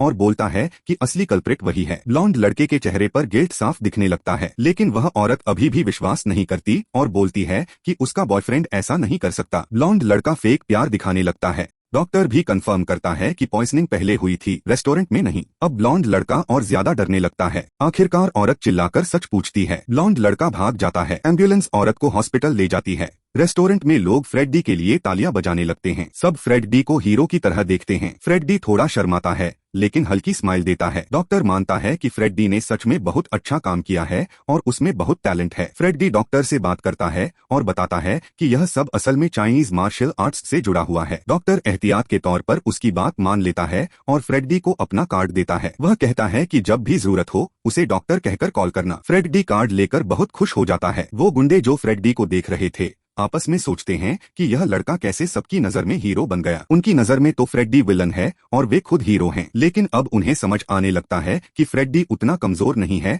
जितना वे सोच रहे थे। उनका बॉस गुस्से में बोलता है कि वे चीफ के मेथड पर सवाल नहीं उठा सकते। फ्रेडी वापस एलिस के पास टेबल पर आकर बैठता है। वह सोचता है कि शायद एलिस उस पर हंस रही है, लेकिन असल में एलिस बहुत खुश थी। वह अंदर ही अंदर फ्रेडी से प्यार करने लगी थी और अपने दिमाग में फैन फिक्शन बना रही थी। फ्रेडी मुस्कुराकर कहता है कि एक दिन वह उसे ये सब सिखाएगा। एलिस खुश होकर कहती है कि वह पिंकी प्रॉमिस करना चाहती है। दोनों उंगलियों से प्रॉमिस करते हैं कि फ्रेडी उसे मार्शल आर्ट्स सिखाएगा और एलिस उसकी अप्रेंटिस बनेगी। तभी एलिस का फोन बजता है। वह अचानक सीरियस हो जाती है। वह कहती है कि मामला बहुत अर्जेंट है और उसे तुरंत घर जाना होगा। फ्रेडी पूछता है कि क्या हुआ, लेकिन एलिस सिर्फ इतना कहती है कि उसे जल्दी जाना है। फ्रेडी कहता है कि वह उसके साथ चलेगा, लेकिन एलिस मना कर देती है और कहती है कि वे बाद में मिलेंगे। यह मामला वैन फैमिली से जुड़ा होता है और एलिस को खतरा होता है। डर के साथ एलिस वहां से चली जाती है। फ्रेडी वहीं खड़ा रह जाता है और सोचता है कि वह उसकी मदद कैसे करे। तभी वही गुंडे फ्रेडी के पीछे पड़ जाते हैं। फ्रेडी अलर्ट हो जाता है। वह पूछता है कि क्या वे फिर से पिटाई खाने आए हैं। मूंछों वाला आदमी चुपके से चाकू निकालकर फ्रेडी की तरफ बढ़ता है। फ्रेडी कहता है कि बस स्टॉप पर झगड़ा मत करो, यहाँ इनोसेंट लोग हैं। गुंडा मान जाता है और वे फ्रेडी को एक अलग जगह ले जाते हैं। वे कहते हैं कि आज फ्रेडी का काम तमाम कर देंगे। फ्रेडी को समझ नहीं आता कि उसने ऐसा क्या किया कि ये लोग उसके पीछे पड़ गए। मूंछों वाला कहता है कि फ्रेडी बहुत ज्यादा अपने आप को समझता है। फ्रेडी मजाक में पूछता है कि वे लोग उससे इतने ऑब्सेस्ड क्यों हैं। तब वे बताते हैं कि फ्रेडी ने किसी की औरत को छुआ है। फ्रेडी हैरान हो जाता है क्योंकि उसने किसी के साथ कुछ भी गलत नहीं किया। फिर वे बताते हैं कि जैन परिवार का एक भाई एक औरत पर नजर रखे हुए है। वह एक खूबसूरत औरत है जिसका नाम जैंग है। यह सुनकर फ्रेडी ध्यान से सुनने लगता है क्योंकि जैंग उसकी 7 बहनों में से एक है। तभी मूंछों वाला चाकू लेकर फ्रेडी पर हमला करता है, लेकिन फ्रेडी आराम से बच जाता है। वह काउंटर अटैक करता है और जोरदार कराटे स्ट्राइक उस आदमी के सिर पर मारता है। दूसरा गुंडा भी हमला करता है, लेकिन फ्रेडी देखता है कि सबकी मूवमेंट्स बहुत स्लो हैं। कुछ ही पलों में फ्रेडी उन सबको आसानी से पीटना शुरू कर देता है। वह एक को जमीन पर पटक देता है और दूसरे पर जोर से पैर रख देता है। फ्रेडी उससे पूछता है कि आखिर वे लोग उसका पीछा क्यों कर रहे हैं और सच क्यों नहीं बता रहे, लेकिन वह आदमी कुछ भी बताने को तैयार नहीं होता। फ्रेडी समझ जाता है कि उस आदमी का बैकग्राउंड और फैमिली लेवल बहुत ऊंचा है। तभी वही आदमी बोलता है कि अब फ्रेडी ही बॉस है। फ्रेडी उससे पूछता है कि असली आदमी कहाँ है, लेकिन वह जवाब नहीं देता। अचानक फ्रेडी के पीछे से कोई गन तान देता है। फ्रेडी चौंक जाता है और समझ नहीं पाता कि यह नया आदमी कौन है। जो आदमी फ्रेडी के पैरों के नीचे था वह पूछता है कि अब तक गोली क्यों नहीं चली, लेकिन गन वाला आदमी सबको वहां से जाने के लिए कहता है। सब डर जाते हैं और सोचते हैं कि अब फ्रेडी को मिलकर पकड़ना चाहिए। फ्रेडी जानता है कि वह सबसे ज्यादा ताकतवर है, लेकिन इतनी पास से गोली से बचना मुश्किल होगा। तभी एक गोली फ्रेडी के बहुत पास से निकल जाती है। सब शॉक हो जाते हैं। गन वाला आदमी फिर सबको पीछे हटने को कहता है। फ्रेडी को कुछ भी समझ नहीं आता कि आखिर हो क्या रहा है। गन वाला आदमी धमकी देता है कि वह फ्रेडी की टांगे तोड़ देगा। फ्रेडी उसी पल अपनी कल्टीवेशन से देखने की कोशिश करता है कि यह आदमी कौन है। उसे एक विजन दिखती है। हॉस्पिटल का सीन, एक बच्ची बेड पर है और वही आदमी वहां बैठा है। फ्रेडी समझ जाता है कि उस आदमी की जिंदगी की सबसे बड़ी कमजोरी उसकी बेटी है। वह उसकी बेटी की जान बचाना चाहता है। जब वह आदमी हमला करने ही वाला होता है, फ्रेडी पूछता है कि क्या इससे उसकी बेटी बच जाएगी। यह सुनते ही आदमी हवा में ही रुक जाता है। फ्रेडी समझ जाता है कि यही उसकी सबसे बड़ी चांस है, लेकिन तभी वह आदमी जेब से चाकू निकालकर फ्रेडी पर हमला कर देता है। फ्रेडी हैरान होता है, लेकिन फिर भी बच जाता है। फ्रेडी उसे शांति से बात करने को कहता है, लेकिन आदमी नहीं सुनता और लगातार अटैक करता है। दोनों के बीच जोरदार फाइट शुरू हो जाती है। वह आदमी फ्रेडी को पंच मारता है। फ्रेडी जवाब में उसके पेट में घुटना मारता है। दोनों पीछे हट जाते हैं। फ्रेडी समझ जाता है कि यह आदमी भी काफी स्ट्रॉन्ग है और वह आदमी भी समझ जाता है कि फ्रेडी कोई मामूली इंसान नहीं है। तभी वह आदमी अपनी गन की तरफ भागता है। फ्रेडी उसे रोकने की कोशिश करता है, लेकिन वह गन उठा लेता है और गोली चलाने ही वाला होता है। फ्रेडी उसकी हैंड पकड़कर गन ऊपर की तरफ मोड़ देता है। गन से फायर हो जाता है। फ्रेडी उसके सीने पर जोरदार पंच मारता है। दूसरे हाथ से वह आदमी फिर नाइफ से हमला करता है। फ्रेडी को अब पूरा यकीन हो जाता है कि इस आदमी की बेटी की हालत बहुत गंभीर है। फ्रेडी बताता है कि उसकी बेटी एक रेयर डिजीज से पीड़ित है और कोई डॉक्टर उसे ठीक नहीं कर पाया। वह आदमी शॉक हो जाता है कि फ्रेडी को यह सब कैसे पता। असल में फ्रेडी ने कल्टीवेशन से सब महसूस कर लिया होता है। फ्रेडी कहता है कि वह उसकी बेटी को बचा सकता है। आदमी ट्रेडिशनल चाइनीज मेडिसिन पर भरोसा नहीं करता, लेकिन फ्रेडी कहता है कि वह अलग है। वह सच में उसकी बेटी को ठीक कर सकता है। अब वह आदमी कंफ्यूज हो जाता है। वह पूछता है कि उसकी पत्नी कहाँ है, जो काफी समय से गायब है। फ्रेडी कहता है कि वह उसे ढूंढ सकता है। फ्रेडी अपने पावर्स से देखता है और बताता है कि उसकी पत्नी शहर के पास एक पार्क में थी। यह सुनकर आदमी को थोड़ी राहत मिलती है, लेकिन फ्रेडी आगे बताता है कि वह वही आखिरी जगह थी जहां वह जिंदा थी। यह सुनते ही आदमी टूट जाता है। उसके हाथ से गन गिर जाती है। वह कांपने लगता है। अब वह फ्रेडी को सच में डिवाइन पावर्स वाला इंसान मानने लगता है। उसे पूरा भरोसा हो जाता है कि फ्रेडी उसकी बेटी को बचा सकता है। वह फ्रेडी से पूछता है कि इसके बदले वह कितना पैसा चाहता है, लेकिन फ्रेडी कहता है कि उसे पैसा नहीं चाहिए। उसे सिर्फ यह जानना है कि इन सब के पीछे कौन है। आदमी कहता है कि उसका बॉस ने उसकी बहुत मदद की है। फ्रेडी पूछता है कि क्या उसकी लॉयल्टी उसकी बेटी की जान से ज्यादा जरूरी है। आदमी कहता है कि वह अपने बॉस को धोखा नहीं दे सकता। फ्रेडी उसकी लॉयल्टी की तारीफ करता है। वह कहता है कि उसे ऐसे लोग पसंद हैं, लेकिन फ्रेडी उसे मजबूर नहीं करता। फ्रेडी तय करता है कि वह पहले उसकी बेटी को बचाएगा। दोनों हॉस्पिटल जाते हैं। आदमी फ्रेडी को रूम्स दिखाता हुआ अपनी बेटी तक ले जाता है। बच्ची की हालत बहुत नाजुक होती है। फ्रेडी उसे ध्यान से देखता है। आज की वीडियो में बस इतना ही। मिलते हैं नेक्स्ट वीडियो में। तब तक के लिए जो भाई चैनल पर नए हैं वे चैनल को सब्सक्राइब कर लें और बेल आइकन को ऑन कर लें, ताकि नेक्स्ट वीडियो आप सभी को सबसे पहले मिले।